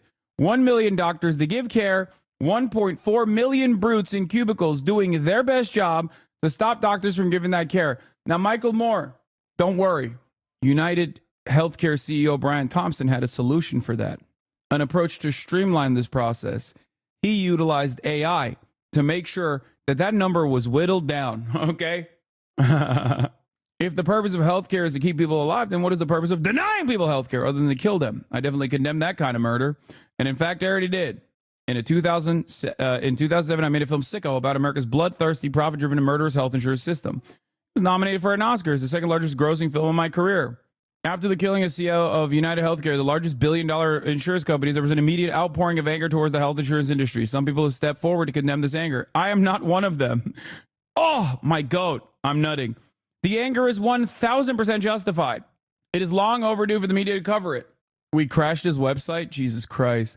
Let me see if I can get Michael Moore on, because I feel like, what's the best way to reach out to him?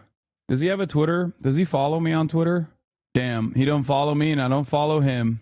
All right, I just followed him. Maybe I can get him through Adam McKay. Email? I don't want to fucking email him, dude. I'm sure there's like I'm certain that I could get him through. I'm certain that I can get him through one of my many different friends. There's probably at least, there's 32,000 people in here right now. There are probably in this community right now watching 100 people minimum that have direct access to him. I think you guys forget. I think you forget how vast this network is. And I think you forget how much people in this community. No way, dude. Are you fucking kidding me? I am certain of it. 100 is literally a conservative estimate. It's not just 33,000 people. It is 33,000 people who are all, on the left. What is this? I know Michael Moore personally. I can ask him if he wants to be on the stream. Let me know. Yes, please. Thank you. I believe this. Let me text Michael Moore. Dude, I don't think you guys understand. Dude. Y'all are so dumb. I've done this before. I'm telling you. People forget that this is literally an entire stadium. People forget that there are New York Times journalists in here. There are staffers for prominent politicians in here right now. There are people who work at the Department of Homeland Security. And I don't mean like they're here tracking. Like straight up fans. HasanAbi heads come from very unique backgrounds. The one thing that unites them is how goddamn nerdy they are about politics. There are federal agents in here right now. Ones that are tasked with observing and ones that are certainly just simply fans. The one group of people I think I don't actually have any fans in is cops. That's it. Outside of that, I have fans from every different kind of background in American society, except for cops, I think. There are former cops in here. Anyway, wait. But that's all for today. Okay? That's all I got. We're going to hang out with my family. That was my first ever full Michael Moore documentary that I watched, by the way. That's crazy, right? Anyway, tomorrow we got a lot more fun stuff lined up. So get excited for it. Peace, everybody. And also, free Luigi. Honestly, W Cuba. Free Luigi. And free Palestine. Benjamin Franklin of Hell, thank you for the 10 gift this subs. Peace, everybody.